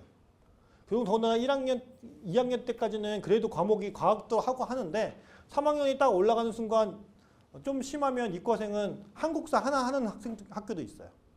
이 등급이 더 올라갔다고 해서 이 친구를 더 우수하게 볼 수 있느냐라고 얘기할 수가 없어요. 문과는 과목도 많고 이렇게 해서 성적이 올라가는 걸 우선적으로 쳐올 수 있지만 수학 성적이 좋다고 하더라도 마지막에 3등급을 찍은 게 이 친구 지금 보면은 국어 2등급이고 수학 1.6등급이고 영어는 1.2등급이고 과학은 2등급이란 말이에요. 이과에서는 수학하고 과학 성적이 얼마큼 나왔냐가 되게 중요하다라고 하는 거죠. 그래서 두 개의 똑같은 내신 등급을 보더라도 차이가 많이 생기고 그걸 이제 보실 줄 알아야 되고 말씀드린 것처럼 1학년 때 과목이 제일 많죠. 그래요, 안 그래요? 1학년 때 과목이 제일 많습니다. 올라가면 올라갈수록 진로 선택 과목을 선택하기 때문에 이 석차 등급 나오는 과목들은 줄게 돼요. 그래서 내신 등급을 올리는 게 더 힘들어집니다. 그리고 포기하는 학생들이 많아지긴 하지만 하는 학생들은 이제 이걸 지키려고 하거나 더 올리려고 준비하기 때문에 실질적으로 경쟁하는 학생들의 대상자가 틀려요.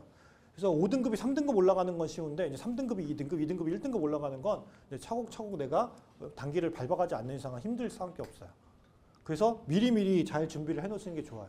그래서 최소 저는 한 학기 정도는 빨리 가야 된다라고 얘기하는 편이라 진도가 어디까지 나가는지 1학년 때 뭐 배웠는지 어차피 저희 학원 여기 생각의 차이에서 다 도와드릴 거라서 실적으로 방학 기간 동안에 해서 준비해서 가셔야 됩니다. 안 그러면 괜히 1학년 때부터 치여서 그냥 내신에 치여버려요. 그러니까 한 번도 내가 맞아보지 않았던 점수가 나와버리는 게 고등학교 내신이에요. 왜? 중학교 때는 어차피 다 같이 똑같이 해서 너도 A고 나도 A야. 근데 여기는 등급이 나눠져요. 더군다나 이제 공부를 안 하는 학생들은 다 빠져요. 중학교에서 공부를 좀 잘하면 특목고를 가요. 공부를 못하면 특성화 고등학교를 가든지 공부를 뭐 비슷하게 하고 예체능 계열로 아까 빠지는 인원들 아까 보셨죠? 빠지면 상대평가 하잖아요. 그럼 이제 인원이 고만고만한 학생들끼리 모여있는데 상대평가 하는 겁니다. 그래서 점수 따기가 계속 어려워지는 거예요. 근데 그걸 정말 잘 준비하면 처음부터 치고 나갈 수 있는 거죠. 그래서 그런 것들을 좀 아셨으면 좋겠다는 의미에서 얘기 드렸고 교과는 아까 말씀드린 것처럼 대부분 다 추천을 받아야 돼요. 그래서 학교에서 지금은 잘 얘기할 수밖에 없어요. 근데 아까 보여드렸죠. 이제 인원수가 많이 늘어나서 웬만하면 뭐 인원수 채우는데 어렵진 않다. 근데 다만 이런 거죠. 동국대 8명, 뭐 홍익대 10명 이런 거는 문이과 합쳐서 10명이고 해서 저런 것들은 성적이 좀 낮으면 빨리빨리 선점을 해줘야 될 수도 있어요. 근데 아마 지금 이 추세라면 저 추천 인원인 주는 대학은 없어요. 거꾸로 뭐 예를 들어서 10명 뽑다가 5명을 줄인다 이런 거 없어요. 대부분 다 늘리고 있는 추천이에요. 어차피. 그래서 대부분은 저 추천을 하는 거에 다 늘려가고 있는 상황인 거고 괜히 저 교과 전형을 추천 전형을 만들어서 교과를 만들었는지 모르겠지만 되게 좀 불필요한 게 좀 많은 것 같아요. 학생들이 좀 제한이 걸리는 거죠. 내신을 어느 정도 추려버리니까. 그리고 인원도 보시면 자격 기준도 고3만 지원할 수 있는 학교들이 좀 있어서 재수생은 아예 지원 못하는 학교들도 있고 아예 추천 인원에 제한이 없어서 그냥 아무나 쓸 수 있는데 그래야에도 불구하고 추천을 받아야 돼요. 그러니까 학교에서 예를 들어서 이런 경우가 있어요. 추천을 받아야 되는 건데 추천을 안 받았어요. 근데 지원이 없으니까 내가 지원을 한 거예요. 경쟁률을 보고 이거 경쟁률 펑크날 것 같은데 그래서 지원했어요. 근데 학교에서 너 우리 학교에서 추천 안 받았는데 왜 지원해? 그래서 추천서에다가 이거 체크해야 되는데 체크 안 했어요. 그럼 얘는 그냥 원서 하나가 날라가요. 그래서 그런 것들 때문에 조심해야 되는 거예요. 근데 뭐 지금은 일단 중요한 건 아니까 이렇게 다 추천 받아야 된다라는 정도만 아시면 되고 교과에서 중요한 건 교과 100으로 보느냐, 출석까지 보느냐, 서류 보느냐, 아니면 면접 보느냐 뭐 이런 형태예요. 의대는 교과로만 뽑는 데도 있지만 면접을 보는 의대가 꽤 많아요. 그래서 보통 인적성을 보는 편이고 이런 일반 대학들은 그거에 비해서는 교과 100으로 뽑는 학교가 제일 많고 면접을 보는 학교는 보시는 것처럼 뭐 상위권 대학에서는 이화 여자 정도 대학교 있어요. 나머지는 서류평가가 되는 게 있어서 저 서류평가는 이제 학생부 종합전형 평가인데 대표적으로 고려대, 한양대, 경희대, 건대 정도는 저 서류평가가 그렇게 영향을 많이 주진 않아요. 유일하게 많이 주는 게 이제 동국대학교가 좀 많이 주니까 이런 것만 참고하시면 되고 빨간색 튀어놓은 것들은 지금 좀 작년보다 좀 바뀐 것들이에요. 그래서 자료를 좀 드렸으니까 그 자료 드린 것들을 한 번씩은 쭉 읽어보시는데 어차피 이 방법으로 지금 여기 계신 분들 대학을 가진 않아요. 근데 용어를 조금 아셨으면 좋겠어요. 그래서 내가 이 학교에 어떤 전형이 아마 이 전형들이 많이 변하지는 않을 것 같아요. 이름이 간혹 변하는 경우는 있어도 방법이 변하지는 않아요. 연세대 같은 경우는 원래는 여기 교과 플러스 면접을 봤어요. 그래서 면접으로 학생들이 수도 없이 떨어졌어요. 재신문 기반 면접을 봐요. 근데 지금 그걸 없앤 거예요. 교과로만 뽑겠다라고 하는 거고 최저 기준이 적용됩니다. 그래서 교과 전형은 대부분 교과 플러스 수능 최저 기준을 적용해요.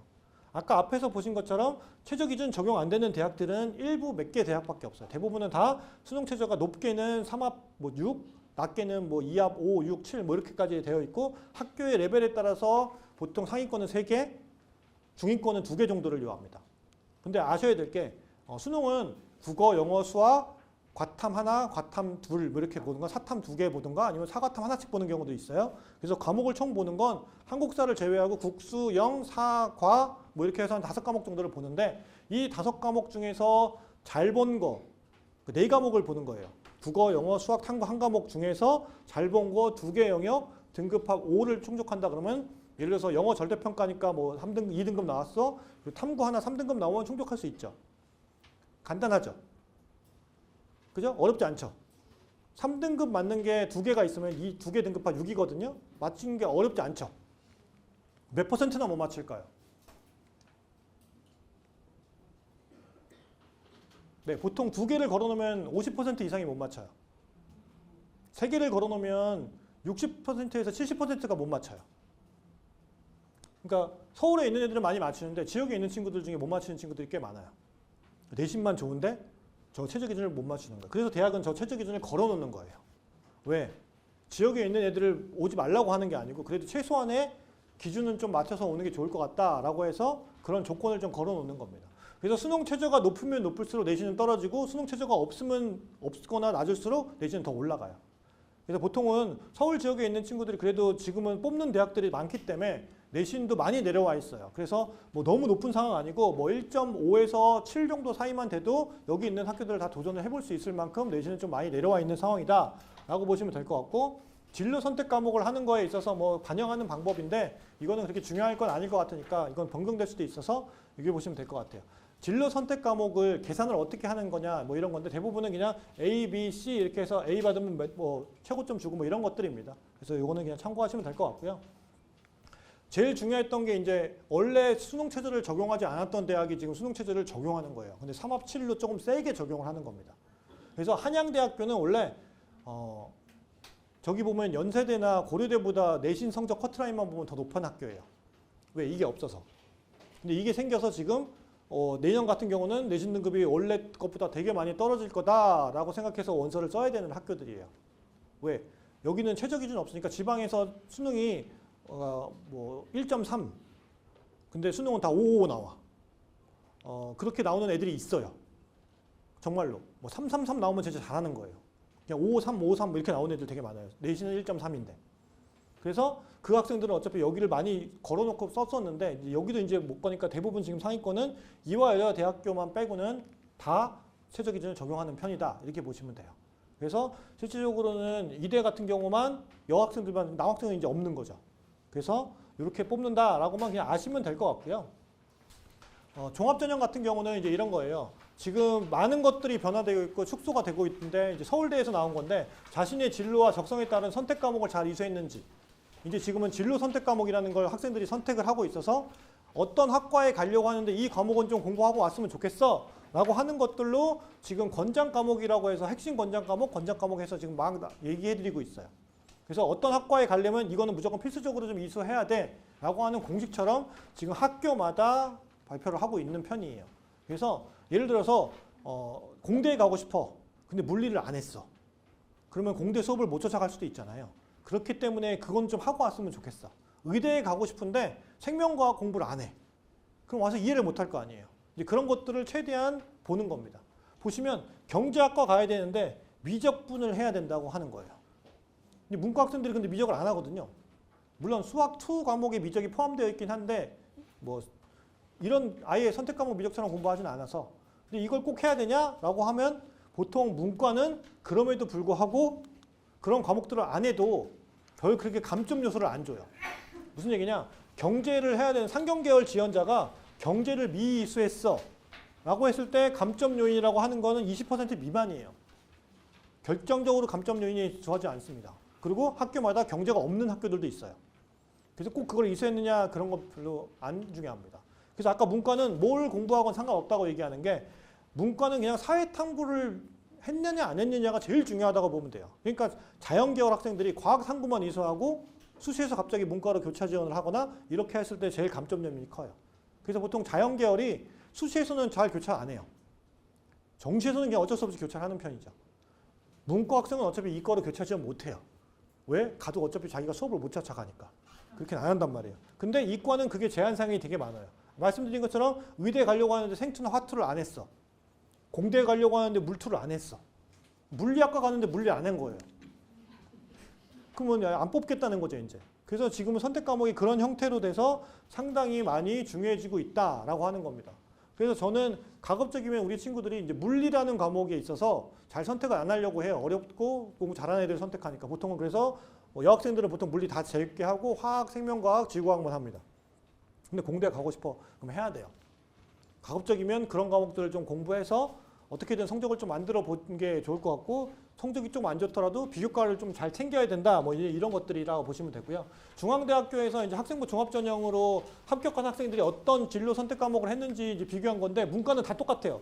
인문대학 들어가는 애나 사회과학 들어가는 애나 경영경제 들어가는 애나 사회문제탐구, 생활과 과학, 심화국어, 고전읽기, 여행지리. 사회문제탐구, 생활과 과학, 심화국어읽기, 고전읽기, 경제수학 뭐 이런 것들이에요. 문과는 별로 그게 없어요. 근데 이과는 공과대학 가는데 물리2 하는 친구들이 제일 많고 기하는 게 많죠. 소프트웨어 대학은 물리2, 화투 뭐 이런 것들 많은 거예요. 약학은 당연히 생투가 많고 뭐 이런 것들이에요. 그거에 따라서 자연계열은 되게 선택 과목을 잘 하셔야 된다라고 얘기 드리고 싶고 문과는 사탐 이수가 되게 중요하다. 이제 이렇게 보는 거예요. 그래서 아까 제가 서두에 말씀드렸던 것처럼 문과 할 거면 그냥 사탐 선택하고 과학을 할 필요 없다. 이런 거예요. 간혹 초등교육과 가려고 하는 친구가 한두 과목씩 이제 문과 이게 같이 하는 경우들도 있어요.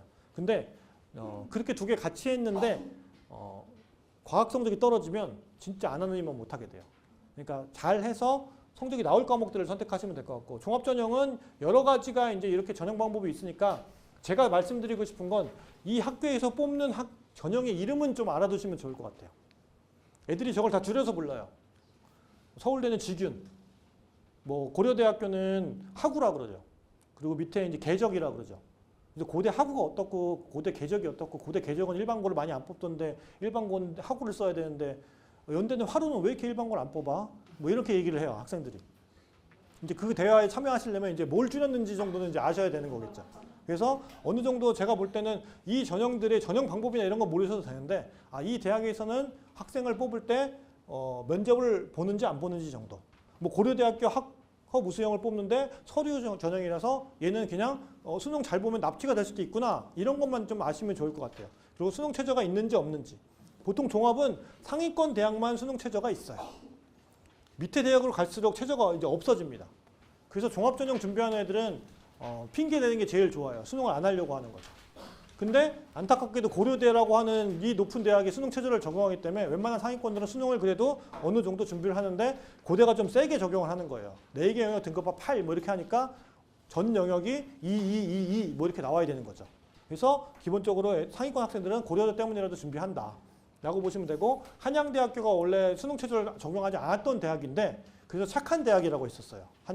한양대는 전형이 되게 간단해요. 교과 100에 수능 최저 없어. 종합전형도 서류 100에 면접도 안 보고 최저도 없어. 뭐 이런 것들이에요. 그래서 되게 학생들이 그냥 간편하게 그냥 전형을 다 알고 있었는데 거기에 내년부터 종합전형인데 지금 수능 최저를 적용하고 아까 교과전형인데 수능 최저를 적용하고 있는 거예요. 이걸 하는 이유는 다 학점제 때문에 미리 한 번씩 해보는 거예요. 학점제 되면 어차피 학종으로 평가가 되는 거나 교과로 평가되는 게 지금하고는 상황이 다를 수밖에 없어요. 중위권 대학들부터는 어차피 학점제를 다 갈라내요. 다 나눠집니다. 그 친구들은 어차피 그걸 갈 수 있는 건 다 나눠지는데 상위권 대학만 변별력이 없어진다라고 생각해서 그걸 한 번씩 그냥 해보는 거라고 보시면 돼요. 그래서 이렇게 해서 수능 최저를 적어놓으면 어떤 학생들이 들어올지 또 이제 본인들의 데이터를 뽑아보는 거고, 그거에 관련해서 이제 2028학년도에 맞춰서 이제 뭘 하나씩 더 해보는 거라 보시면 돼요. 근데 보통 이렇게 학종인데도 수능 최저를 적용하면 훨씬 더 좋습니다. 왜? 좀 능력치가 안 되는 친구들. 그러니까 지원자 중에 아까 말씀드린 것처럼 세개 7 걸어놓으면 70%가 못 맞춰요. 10명 지원하면 7명이 못 맞춰요. 3명이 맞춘다는 얘기예요. 고려대학교 아까 저거 4, 8 이렇게 걸어놓으면 어떤 학과는 미달이 나요. 네, 고려대학교 안암 캠퍼스가 미달이 납니다. 저기 세종 캠퍼스가 미달이 되는 게 아니고. 아까 말씀드린 자소서를 제출하던 세대에서의 학생부 관리와 자소서를 제출하지 않았을 때 학생부 관리가 많이 차이가 생겨요. 그래서 지금은 뭐가 됐건 자세하게 기록을 해주실 수 있게끔 도움을 주시는 게 좋습니다. 예전에는 한 줄을 적어놓고 자소서에다가 이만큼 썼거든요. 근데 지금은 그 이만큼을 여기다가 쓰셔야 될 거예요. 그리고 독서도 다 일로 갖고 와요. 책을 어디다 읽었는지 어차피 써봐야 반영을 안 하니까 지금은 세특이라고 하는 세부 영역의 특기사항에 국어 시간에 무슨 내용을 공부하다가 이 책도 보고 이 책을 본 걸로 내가 어떤 것들 더 공부하고 보고서 작성하고 뭐 했어. 뭐 이런 것들이 적혀지는 거예요. 그래서 기본적으로 그런 것들에 있어서 탐구의 깊이를 좀 보여주면 좋고, 고등학교 이상으로 조금 더 한 건지 아니면은 탐구를 명확하게 자료를 잘 적시한 건지. 제일 싫어하는 게 이런 거죠. 인터넷 찾아본 거. 생기부에 그렇게 적어놓아요. 인터넷에서 자료를 찾았다고. 그럼 제가 거기다 빨간색으로 X를 쳐놔요. 어차피 이거는 평가가 안 되는 거예요. 그리고 이제 이런 것들이 많아요. 학업 태도에 관련해서. 교과, 예를 들어서 뭐 수학이라는 교과에 우리 반 수학 교과의 반장으로서 수업 준비를 잘 도와주시고 수업 태도가 좋고 뭐 이런 것들이 계속 주구장창 두세 줄이 적혀 있는 거예요. 내용이 없는 거예요, 이건. 그런 내용들은 별로 중요하지가 않아요. 그 관련된 공부를 통해서 내가 어떻게 더 확장시켜 나갔는지가 되게 중요합니다. 어떤 걸 더 받고 그 A라는 예를 들어서 공부를 하면서 B로 어떻게 연결시켰는지, 그러니까 수학 공부하면서 생명과학을 어떻게 연결시키는지 뭐 이런 것들이 되게 중요해지고 있는 시점이고, 이거를 대학에서 선발해서 이렇게 뽑는 걸 되게 좋아해요. 그래야 이 친구들이 대학 와서 더 많은 공부를 하고 아까 보신 것처럼 학점도 높고 뭐 이런 것들입니다. 그래서 생각부에 보는 것처럼 뭐 이런 내용들이에요. 보시는 것처럼 여기 보시면 이 친구는 비슷한 내용이 적혀져 있는 건데 똑같이 내신 3.07인데 영어 미디어 관련된 분야에 가고 싶은 학생인데 적혀져 있는 내용이 이런 게 적혀 있어요. B라는 학생은 똑같이 언론이고 얘는 내신이 더 적은데 내용을 보시면 직업 이해, 계획성, 자기 뭐 정보 탐색, 결정성의 진로 성숙도가 높고 나타나면 진취형이 하지만 이제 보시면 여기 진로 행사의 날 똑같거든요. 얘도 진로의 날 행사를 했어요. 얘도 진로의 날 행사에 그냥 성실성, 계획성 있는 태도 등으로 발휘할 수 있는 분야가 무엇인지 성찰해보고 전공을 설계함이라고 적혀 있어요. 얘는 똑같이 진로의 날 행사에 광고 제작자와 변호사를 활약하고 있는 직업인을 만나 선택한 동기를 준비 과정으로 앞으로 전망 등을 강의 등을 해서 소비자 중심의 기업 포지셔닝 및 기업 기관의 경쟁을 승리할 수 있는 기업의 포지셔닝에 대해 자신의 생각을 논리 있게 나열하고 변호사의 사회적 역할과 법에 대해 논리적으로 소감문을 작성함. 이렇게 되어 있는 거예요. 똑같은 진로의 날 행사인데 누구는 이렇게 적고 누구는 자기만의 걸로 만드는 거예요. 근데 이거를 잘 할 수 있느냐 못하느냐가 학종은 되게 중요해요.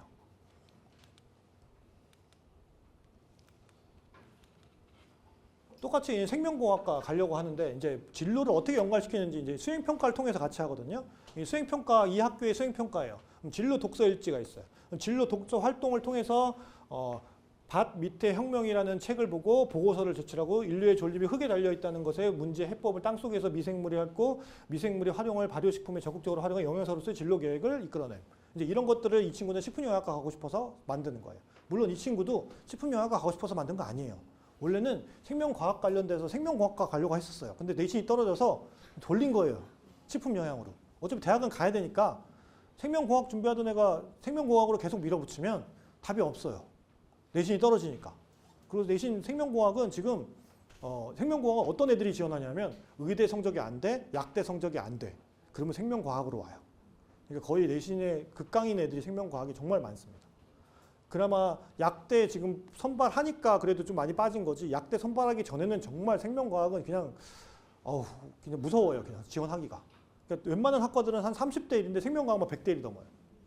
그래서 이렇게 이제 맞추는 거고 독서 비평 활동 통해서 뭐 커피에 관련된 것들을 이제 갔다가 오고 이제 이런 것들을 자꾸 연관시켜서 이거를 계속 트레이닝하고 적는 겁니다. 뭐가 적혀져 있는지에 따라 되게 다른 거죠.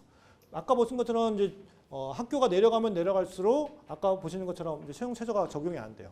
우리의 친구들이 여기에 이제 간이 이제 많이 이제 준비하는 거죠. 내신은 준비 안 하면서 비교과 활동 열심히 하고 수능 최저 없다고 해서 난 학종으로 갈 거니까 수능 안 해도 돼. 이렇게 되는 거예요. 그게 이제 최악으로 가는 경우죠. 더군다나 이제 설명을 드리겠지만 어떤 고득에서 어떻게 활동하냐에 따라 내가 원하는 걸 못할 수도 있는 상황까지 갈 수 있어서 잘 판단을 하셔야 될 것 같아요. 학종으로 내신을 평가할 때 보시면 학교마다 다 다르거든요. 이게 경희대학교에서 자연계열 학과들 보면 내신으로 합격한 학생들을 동그라미를 딱 이렇게 쳐놔요. 그리고 X표 쳐져 있는 것도 있어요. 예를 들어서 기계공학과인데 1점대에 붙어 있는데 얘는 X표 쳐져 있어요. 왜 X표 쳐져 있을까요? 면접을 안 오면 X표 쳐지돼요. 수능 이후에 면접 보니까 성적이 좋은 친구가 나 중앙대는 안 갈래. 용인 수원인데 너무 멀어. 수능도 잘 봤는데 뭐 굳이 면접까지 보러 가? 안 보러 가는 거죠. 그럼 이제 X표 쳐지는 거겠죠. 아니면 얘가 아까 말씀드린 것처럼 내신이나 이런 것들은 정말 퍼펙트하게 좋은데 이 면접을 가서 이렇게 돼서 이제 말을 잘 못한 거죠. 이게 떨어지는 거예요. 보시면 일반고에 다니는 학생들의 내신은 어차피 앞쪽이에요. 이게 평균 성적이 기계공학과 3.1이란 말이에요. 그럼 우리 부모님들은 저 3.1등급이 합격할 수 있을 거라고 해서 우리 아까 학생의 3학년 1학기 내신 성적을 더해서 3.1인지 보면 갈 수 있구나 라고 해서 3.1등급 언저리에 있는 학생들이 많이 지원을 해요.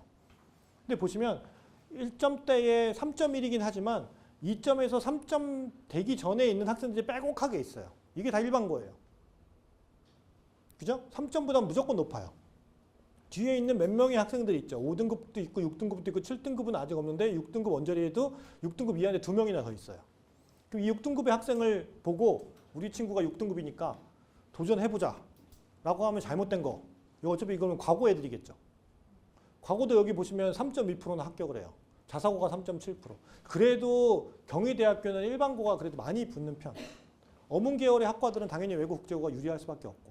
그래서 실질적으로 내신을 본다 할지라도 이 평균 내신하고 내 일반적인 일반고에 다닌다 그러면 비교하시면 안 돼요. 그보다 좀 더 위에 보시거나 그거하고 비슷하게 맞닿아서 보셔야 돼요. 그나마 이렇게 분포까지 공개해 주는 학교가 몇 개 없어서 더 공개해 주면 좋긴 한데 이렇게 보시면 된다라고 보시면 되고 정시는 지금 형태가 이런 거예요. 많이 변했어요. 많이 변했는데 좀 잘못된 방향으로 변한 것 같아요. 지금 이과 학생들이 문과로 너무 많이 교차 지원을 하니까 그걸 못하게 막아줘야 되는데 그걸 막는 게 아니고 그럼 문과 니들도 해. 이렇게 됐어요. 그래서 여기 보시면 계열별 선택 과목 폐지가 되게 많아요. 계열 과목 선택까지 폐지해봐야 문과 애들은 못 가요. 문과 애가 이과 성적이 나와서 이과를 어떻게 가겠어요. 성적이 나오지도 않아요. 수학이 안 나오는데 어떻게 가요. 그리고 그거 하기 싫어서 문과 한 건데 걔네가 넘어가겠어요? 안 넘어가요. 그렇기 때문에 이렇게 해봐야 이게 의미가 없고 그러다 보니 학교별로 막 반영 비율 막 조정하고 뭐하고 해서 어떻게든 하려고 하는데 뭐 그럼에도 이제 수능이 어떻게 나왔냐에 따라 이거는 뭐 막을 수가 없어요. 그냥 수학 표점이 올라가면 그냥 이과 애들은 넘어갈 수밖에 없습니다. 그래서 뭐 그럼에도 불구하고 학교에서는 좀 조절을 하려고 많이 시도하고 있고 보시는 것처럼 사탐 두 과목을 선택하면 뭐 3% 가산점을 준다거나 뭐 이런 것들을 통해서 계속 어떻게든 문과 애들한테는 조금 피해를 좀 덜 주게 하려고 한다. 이렇게 보시면 될 것 같고요. 이건 참고만 하시면 될 것 같아요. 그냥 계열별 선택 과목 제한이 거의 풀려서 문과도 공부를 잘해서 미적분해서 이과로 넘어갈 수도 있다. 이렇게 보시면 돼요. 그래서 정말 점수가 정말 잘 나오면 뭐 간혹 이제 의대 지원하는 친구들도 문과생이 생길 수도 있겠죠. 그래서 그런 부분까지 염두에 두시면 돼요. 참고로 어느 누구도 제가 본 만나는 학생 중에 점수가 잘 나오면 본인이 하고 싶었던 거 선택하는 경우는 거의 없어요. 그거보다 더 이상한 걸 해요. 뭐 문과라고 해도 점수가 만약에 만점에 가깝게 나오잖아요. 그럼 걔는 의사 한다고 할 거예요. 그렇게 바뀔 수는 있어요. 근데 그럼에도 불구하고 지금 일단 이렇게 바뀌어 있어서 계열 간 구분은 없어지고 있는 상태다. 그래서 보통 저는 그냥 이과 공부를 처음부터 시키는 게 어찌 보면 문과 공부는 나중에라도 할 수 있을 것 같다는 생각이 좀 들더라고요. 아시면 될 것 같고 이제 마지막으로 좀 얘기를 좀 이제 심도 있게 드리면서 고교 선택 관련해서 좀 얘기를 드릴 건데 일단은 일반고가 제일 많아요. 그죠? 일반고는 지금 1566개 정도 됩니다. 인원수만 해도 33만 명 정도, 34만 명 정도 되고요. 자공고는 그냥 일반고라고 보시면 돼요. 교육과정이 그냥 똑같습니다. 자공고라고 해서 뭐 특혜가 있고 이런 거 없어요. 여기서부터 이제 자사고, 영재, 과고, 국제, 외고, 자율학교 정도 있는데 자율학교는 뭐 교육과정 자체가 본인 학교에서 막 하고 선발을 또 정부 단위로 할 수도 있기 때문에 조금 좋은 학교들은 이제 입시 결과가 되게 좋습니다. 뭐 대표적으로 이제 공주의 한일고등학교, 뭐 공주 사대보고 뭐 이런 학교들, 여기 경기도에 뭐 한민고 뭐 이런 학교들이 좀 있어요. 그리고 대표적으로는 이제 자사고인데 전국 단위 자사고가 아무래도 학종으로서는 뭐 제일 꼭대기에 있는 학교들이죠. 그래서 서울대 제일 많이 가는 학교 1, 2부터 뭐 100위까지 하면 거의 여기 다 휩쓰는 거죠. 일반고는 몇 개 없는 거죠. 뭐 그럼에도 이 지역에도 마찬가지 그래도 서울대 좀 많이 보내는 학교들이 있다라고 보시면 되고 지금 2023년 기준으로 지금 학교 알림에 공개되어 있는 걸 좀 정리해 본 건데 한영외고 그리고 배재고 요 두 개 학교가 아무래도 자사고하고 이제 외고인데 보시는 것처럼 서울대 이제 많이 보내는 학교죠. 근데 두 학교가 좀 특성이 달라요. 한영외고는 수시에 19명을 가요. 대신 정시에 6명을 가요. 근데 배재고는 수시에 6명을 가고 정시에 13명이 가요. 그러니까 지금은 학교 형태가 어찌 보면 외고 학생들은 이 외고 안에서 문과로서 등수를 어느 정도 유지했느냐가 서울대 가고 안 가고가 결정돼요. 그러다 보니 이 등수 안에 들어와 있는 애는 수능을 안 해요. 어차피 서울대 일반 전형 적을 건데 수능이 안 들어가니까. 그리고 문과는 서울대 가면 끝나요. 그래서 이게 더 많은 거예요. 수시로 가는 게 더 편하니까. 얘는 자연계열의 학생들이 있기 때문에 당연히 점수가 잘 나오면 서울대 가는 게 목적이 아니에요. 의대 이런 데 가려고 해서 정시 더 많이 뽑힌 상황이고 그나마 요즘 광문고등학교가 좀 잘 가는 것 같아요. 최근에 좀 많이 갔어요. 나머지는 비슷하고요. 뭐 대표적으로 학종으로 좀 많이 가는 학교 중에 이제 한영고등학교. 근데 한영고등학교는 이제 제가 알기로는 상위권 몇 명만 좀 관리를 하는 편이라서 그 안에 못 들어가면 그냥 똑같아진다. 괜히 눈높이만 높아져요. 한영고 다니는 것 때문에. 그래서 이렇게 보시면 될 것 같고 지금 계열은 보면 한영 외고는 어차피 문과애들이 거의 100% 있을 거고요. 나머지 학생들 중에 배재고가 이제 자연계가 58% 정도 그리고 자연계열이 은근히 좀 많이 있는 학교들이 생각보다 없더라고요. 저도 자료 만들면서 보니까 생각보다 이과가 좀 많은데 요거는 대부분 어차피 이과가 적을 거고요.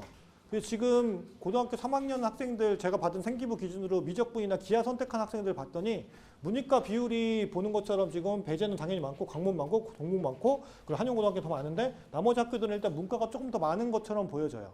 그래서 학교 선택하실 때 문과를 갈 거다라고 정해지면 차라리 문과 인원이 좀 많은 쪽에 가셔서 경쟁을 하시는 게 내신 받기가 좀 편할 거예요. 이과 학생들이 많이 가시면 수학 성적 받는 게 되게 어려울 수 있어요. 그래서 그런 부분들을 좀 참고하시라고 얘기 드린 거고 올해 기준으로는 아직 공개가 안 됐어요. 보시면 재수 추정이 지금 많으면 40%부터 적으면은 한 20% 돼요. 그러니까 학교에 진학을 안 하는 학교예요. 이게 재작년 거죠. 올해 건 아직 반영을 안 했어요. 근데 거의 비슷해요.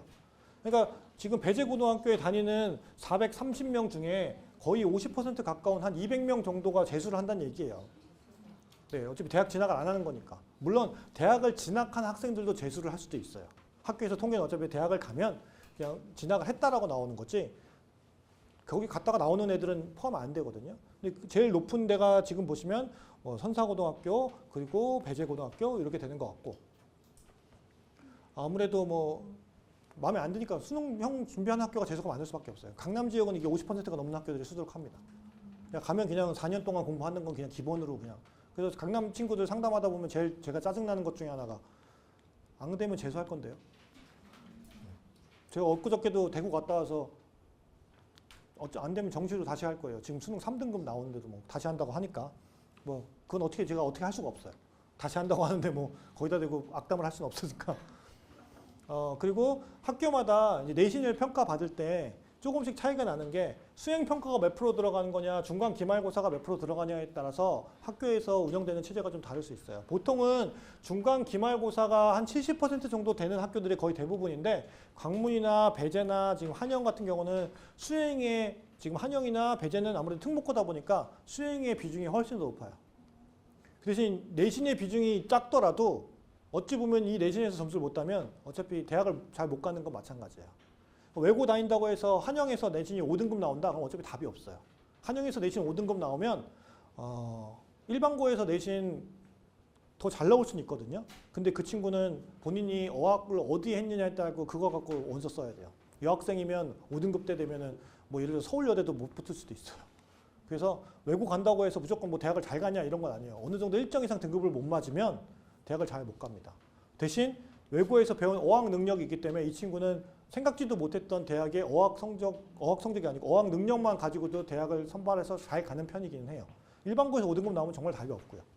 그리고 배재고는 당연히 자사고다 보니까 수행이 늦고 지금 보면 광문 같은 경우는 중간고사, 기말고사의 비중이 80% 정도 되는 것 같아요. 그래서 지필고사의 위력이 좀 세다. 그럼 이 학교는 지필고사의 위력이 좀 세다 보니 뭐 수행평가에 대한 내용들이 좀 적혀지냐? 근데 앞에서 보여드린 것처럼 작년에 서울대 4명 갔거든요, 광문이. 그래서 여기에서 적혀지는 내용들이 좀 많이 달라진 건 사실인 것 같더라고요. 그래서 그런 것들 좀 참고하시고 대부분은 70에 30 정도가 들어가는 게 거의 60에 30, 뭐 70에 30, 60에 40, 뭐 70에 30 뭐 이렇게 들어가는 게 거의 대부분입니다. 그래서 중간고사, 기말고사 정말 지필은 잘 보셔야 됩니다. 이게 성취도인데 학교마다 수준이 매년 달라요. 그래서 뭐 3년, 뭐 지금 이제 고등학교 1학년 가는 학생이 이걸 가지고 평가를 어떻게 할 수는 없지만 평가할 수 있는 걸 좀 알려드리면 지금 학교에 공개되는 성적이 평균 성적이 공개되어 있고 편차가 나와 있어요. 그리고 Z점수라는 건 아까 말씀드린 것처럼 원점수에서 평균 빼고 표준 편차로 나눠서 쓰는 점수 활용이고 이걸 활용하는 대학이 연세대학교가 이걸 활용해요. 그래서 이걸 가지고 학생들이 원점수 100점을 맞았을 때 얼만큼까지 점수가 더 좋냐를 보는 거고 석차 등급은 1에 가까울수록 좋은 건데 이 Z점수라는 거는 만점이 3점이라 3점에 가까울수록 좋은 거예요. 석차 등급은 다시 얘기 드릴게요. 1등급에 가까울수록 좋은 거, Z점수는 3점에 가까울수록 좋은 거. 그러면 여기서 내가 원점수를 극강으로 맞았다라고 했을 때 우리 친구들 학종에서 되게 유리하게 적용될 수 있는 건 원점수를 100에 가깝게 맞는 게 제일 중요해요. 그래서 잘하는 애들 중에서는 더 잘해.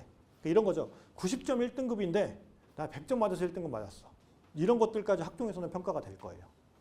그래서 그런 것들을 좀 잘할 수 있게 해주시면 되고 보시면은 지금 A, B, C, D, E 비율이 나와 있는데 E의 비율이 너무 높은 학교들이 좀 있어요. 학교가 공부를 좀 안 하는 학교일 수도 있다. 왜? E가 뭐 평균이 너무 낮으면은 시험이 어렵구나라고 생각할 수 있는데 그런 건 아니라는 거죠. 근데 그럼에도 불구하고 지금 표준 편차가 공부를 그래도 이거 1학년 거거든요. 지금 현재 다니고 있는 1학년 학생이에요. 1학년 때 그건데 그 학생들이 그래도 공부가 좀 되고 있다라고 보여지는 게 편차가 20이 넘는 학교가 별로 없잖아요. 다 10몇 대예요. 근데 이게 이제부터는 2학년이 올라가면 애들이 포기하고 깔아주고 하다 보면 저기 20점이 넘어가는 경우도 있어요. 수학 같은 경우는 대신 그럼에도 불구하고 20점이 넘어가는 학교들이 있죠. 근데 몇 개 없어요. 그래서 1학년 때 학생들이 공부를 정말 열심히 합니다. 해보고 경쟁을 해보고 안 되면 이제 포기하는 편이기도 하죠. 지금 여기 강동구 같은 경우는 지금 16점 편차인데 지금 62점인데 지금 2가 35%니까 수학을 많이 안 하는 것 같긴 한데 근데 편차가 그렇게 높지는 않거든요. 내신이 좀 어렵게 출제되는 것 같기는 해요. 그래서 그런 부분들은 생각의 차이 선생님들이 저보다 더 많이 내신을 어떻게 준비하면 좋을지는 알려드릴 거예요. 그래서 이런 것들까지 보시고 체크하실 수 있으면 좋다라고 보시면 될 것 같고요.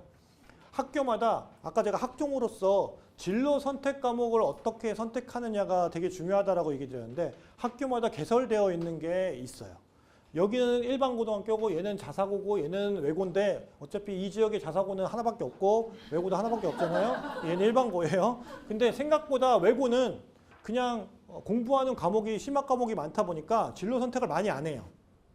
그래서 대부분 이제 영어에서 심화 영어 독해 뭐 이런 것들이 워낙 많아서 대부분 일반고보다 영어에 대한 실수가 많고 제1국어에 대한 실수가 많기 때문에 이 친구들이 이거하고 이거 갖고는 게임이 안 될 정도로 많이 하고 와요. 근데 막 엄청난 뭐 이런 뭐 진로 선택 과목을 막 새롭게 하거나 이러진 않아요. 이거 자체만으로도 있는 심화 과목을 하고 있는 거니까.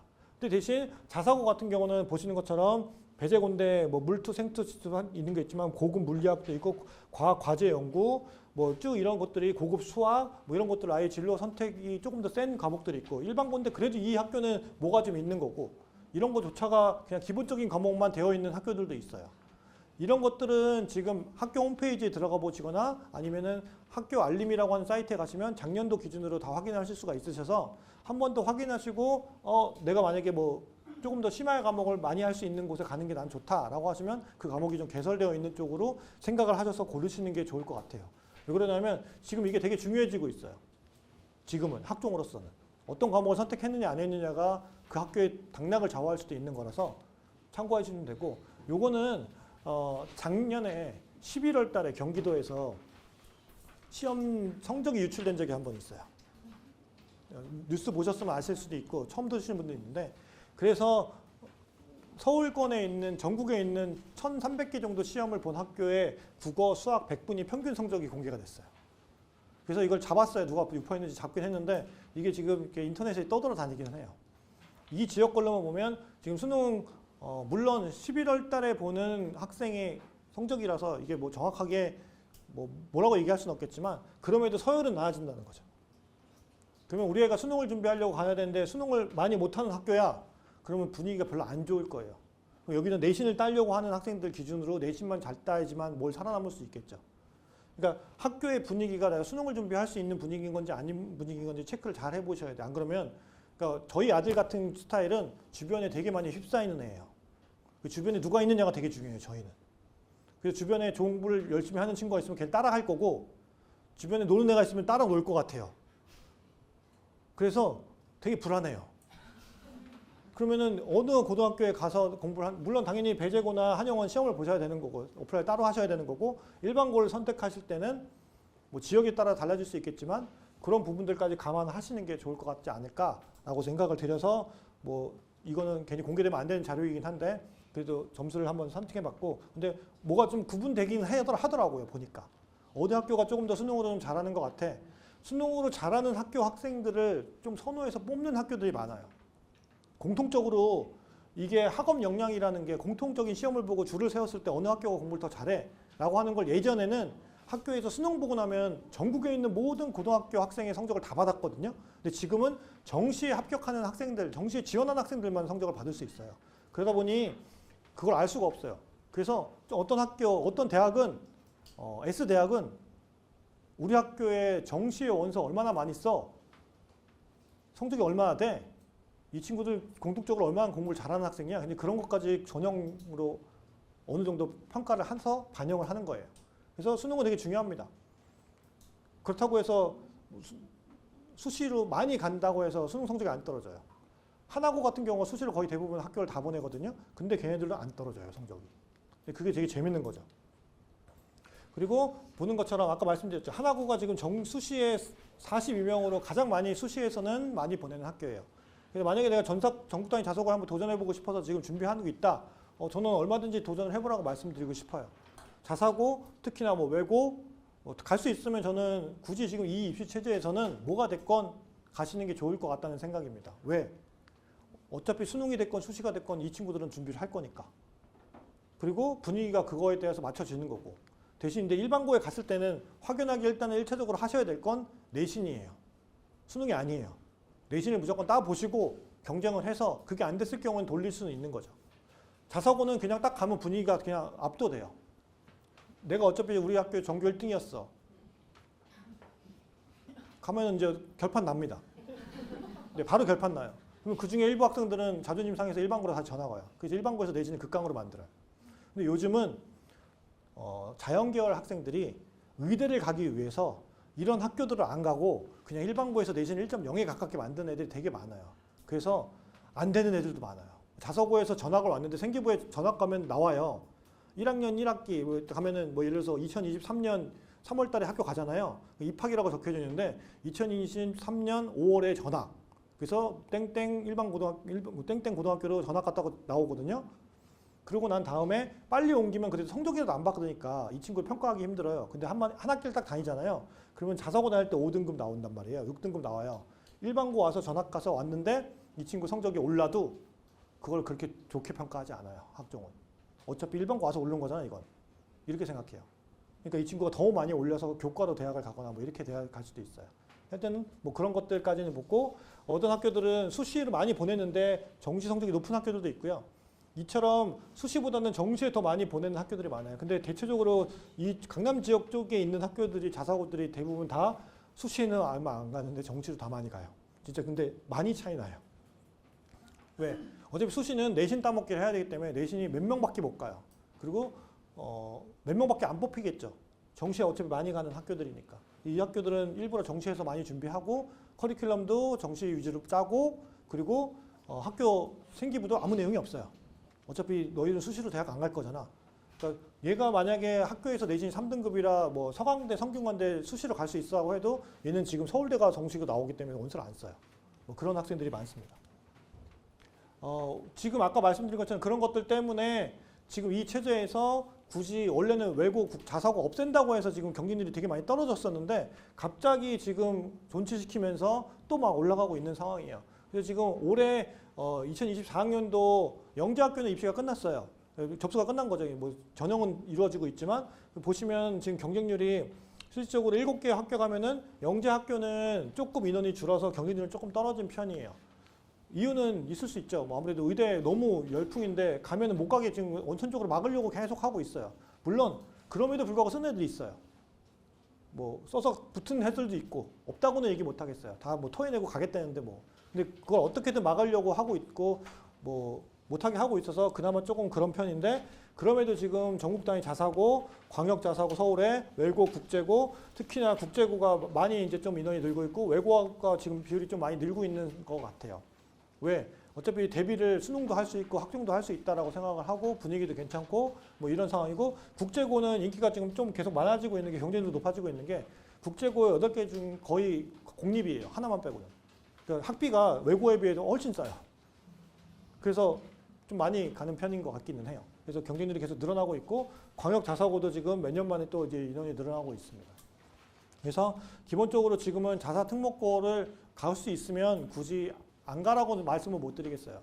일반고에서 내신 극강으로 만들어라 라고 해도 뭐 굳이 특히나 문과는 그냥 외고 국제고를 가시는 게 입시에서는 더 선점을 하실 수 있는 상황인 건 맞는 것 같고 자연계열은 안 가더라도 내신을 정말 극강으로 만들어서 의대만 지원하려고 하면 좀 심하면 이제 전학 가라 뭐 이렇게도 얘기하죠.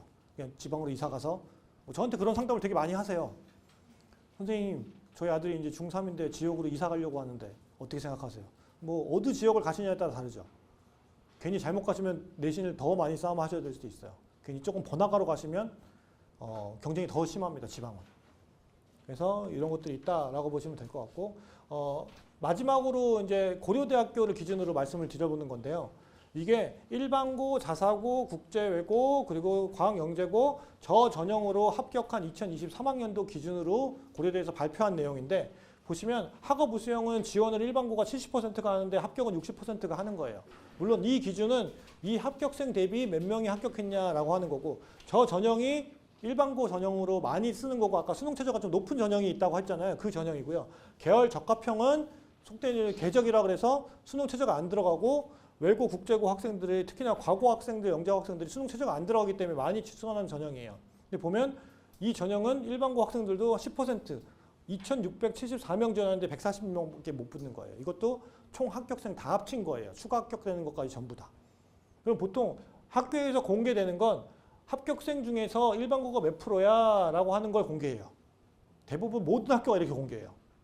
그럼 아까 앞에서 보여드렸죠. 일반고등학교 아까 몇 개요? 1,500개 정도 되죠. 자공고 한 200개 정도 되죠. 그럼 그 정도 학교에 있는 학교에서 당연히 이게 많을 수밖에 없는 거죠. 그죠? 그러면 자사고는 아까 몇 개예요? 전국 단위 자사고 10개. 그죠? 외고 30개, 국제고 8개, 과고 20개, 영재학교 8개. 그러면 인원수가 줄어들잖아요. 그래서 이제 합격률을 거꾸로 지원자 대비 합격을 몇 명 했냐라고 해서 퍼센트를 거꾸로 내는 거예요. 그러면 당연히 일반고는 8% 그럼에도 불구하고 고려대 학업 우수형은 되게 많이 나오는 거고 보시면 계열 적합형은 5% 정도밖에 안 나오는 거죠. 일반고가. 웬만해서 일반고가 저는 잘 쓰라고 하지 않는 전형 중에 하나가 이제 계열 적합형이라고 하는데 지금 형태에서는 뭐가 됐건 일반고가 많이 붙을 수 있는 전형은 당연히 교과 전형이 별도로 있어서요. 지금은 제도상 지역균형이라고 해서 아예 교과 전형을 별도로 떨어뜨려서 한 10% 인원을 뽑다 보니까 학종에서 너무 일반고에 막 치중해서 뽑으려고 안 하는 학교들도 많아지고 있는 것 같아요. 그래서 기본적으로 지금 이제 퍼센트를 거꾸로 보면 61%가 일반 많이 지원하고 많이 붙는 거예요. 이거는. 그죠? 근데 그 중에서 많이 저렇게 10,000명 지원했는데 900명 붙으면 많이 붙었다라고 얘기하기도 좀 뭐한 거죠. 그죠? 과거는 235명 중 15명이니까 이 전형은 어차피 못 적어요. 왜? 수능 체제를 못 맞춰요. 과거 영재고 학생들은. 공부를 안 해요. 이거 붙는 것도 거의 재수생일 거예요. 얘네들은 다 체제 없는 거 써요. 자사 외고는 당연히 많을 수밖에 없는 거고. 그래서 이렇게 비율이 나온다라고 보시면 되고 학교마다 매년 대학 알림이라는 곳에 가시면 일반고, 자사고, 국제고, 과고 얼만큼 비율로 학생들을 모집했는지 쭉 나와요. 전형마다 나오기 때문에 전형을 비교하셔도 좋고 서울대 지역균형은 전교 1등, 2등이 추천받는 학교에서 2명까지 추천받는 전형이에요. 그러니까 당연히 일반고가 많이 할 수밖에 없는 거고. 근데 일반 전형은 아니에요. 그러다 보니 일반고에 합격하는 비율이 그래도 이거는 아까 그렇게 비율을 계산했는데 29%밖에 안 되죠. 자사, 외고, 뭐 영재학교 20% 이렇게 붙으니까 이런 전형들이 아무래도 일반고에서도 내신이 좀 좋은 친구들이 일반 전형 정도보다 지역균형을 합격하는 경우가 더 많은 거고 연세대학교도 보시면 국제전형은 당연히 저 전형 안에 외고 국제고에도 많이 붙을 수밖에 없잖아요. 일반고는 마찬가지. 근데 대신 이화여대 같은 경우는 일반 자공고가 그래도 좀 많이 붙는 학교 뭐 좀 변해가고 있는 것 같기도 하고요. 근데 뭐 시립대도 마찬가지. 학교가 그나마 일반고, 자공고 합쳐서 저 정도 비율을 많이 뽑고 있기는 하다는 거죠. 그래서 일반고에 가신다고 하셔도 전혀 뭐 자고, 뭐 외고, 국제고 학생들한테 안 밀릴 수 있는 방법은 내신을 정말 잘 관리하시는 방법밖에 없어요. 그 친구들한테 내가 이길 수 있는 건 잘 정돈된 내신 성적을 가지고 밀어붙여서 내신으로 어떻게든 커버를 해야 되는 거고 자사 국제고에 가서 내신을 관리 못해서 내신이 4등급, 5등급 나오잖아요. 그러면 수능 준비하는 거 이외엔 다른 방법이 없어요. 내가 좋은 대학에 가기 위해선 논술 전형을 준비하거나 근데 그걸 안 하게 되면 그 친구들은 괜히 눈높이만 높아서 괜히 공부도 안 하면서 재수 3수까지 계속 가는 경우들도 많습니다. 그래서 고등학교 선택을 하시는 거에 있어서 이 지역에서 어차피 선택하시는데 일단은 뭐 특목고나 자사고 할 수 있으면 하시는 게 좋아요. 대신 안 된다 싶으시면 빨리 일반고를 잘 연구하시고 고민하셔서 선택을 잘 하셔서 거기서 내신을 잘 달 수 있는 방법을 선택하시는 게 좋습니다. 괜히 저한테 상담하러 오시면서 우리 아이가 중학교 때는 정말 잘했는데 고등학교에 올라와서 공부를 안 해서 특목고 가려고 했는데 특목고 가려고 했는데부터가 이미 레파토리가 시작돼요. 과거 준비했는데 과거 준비를 했는데 저거 어떻게 해드릴까요? 준비만 하는 거죠. 합격을 한 건 아니니까. 그죠? 괜히 그런 거에 이렇게 빠지지 않도록 잘 고민하시고 선택하시면 될 것 같고요. 내신 준비를 일단 무조건 고등학교 1학년 가시면 하셔야 돼요. 1학년 때 무조건 하시고 2학년 때부터 비교과 활동이나 아니면 같이 준비를 하실 수 있으면 좋아서 1학년 때 꼭 진로를 선택하시라고 말씀드렸고 플러스로 이제 지금 전형 자체가 옛날처럼 학종에도 수능 최저가 안 들어가는 전형들이 많았는데 지금 조금씩 많이 생기고 있는 추세인 것 같아요. 그래서 지금 2027학년도에 얼마나 더 많이 생길지 모르겠어요. 하나씩 생기다 보면 뭐가 생깁니다. 아까 서울대학교 2023학년도에 내신 반영하니까 그 다음 연도에 고대 생기고 그 다음 연도에 연대 가기도 내신 반영하는 것처럼 뭐가 나비 효과가 돼서 조금씩 생기고 그걸로 트렌드가 바뀔 수도 있어요. 그때 가서 이거 준비 안 해서 지금 학생들처럼 고등학교 3학년 1학기 끝나고 6월달, 거의 7월달부터 수능 준비하는 거죠. 애들이 공부를 이제부터 시작했어요. 안타깝지만 내신 준비하다가.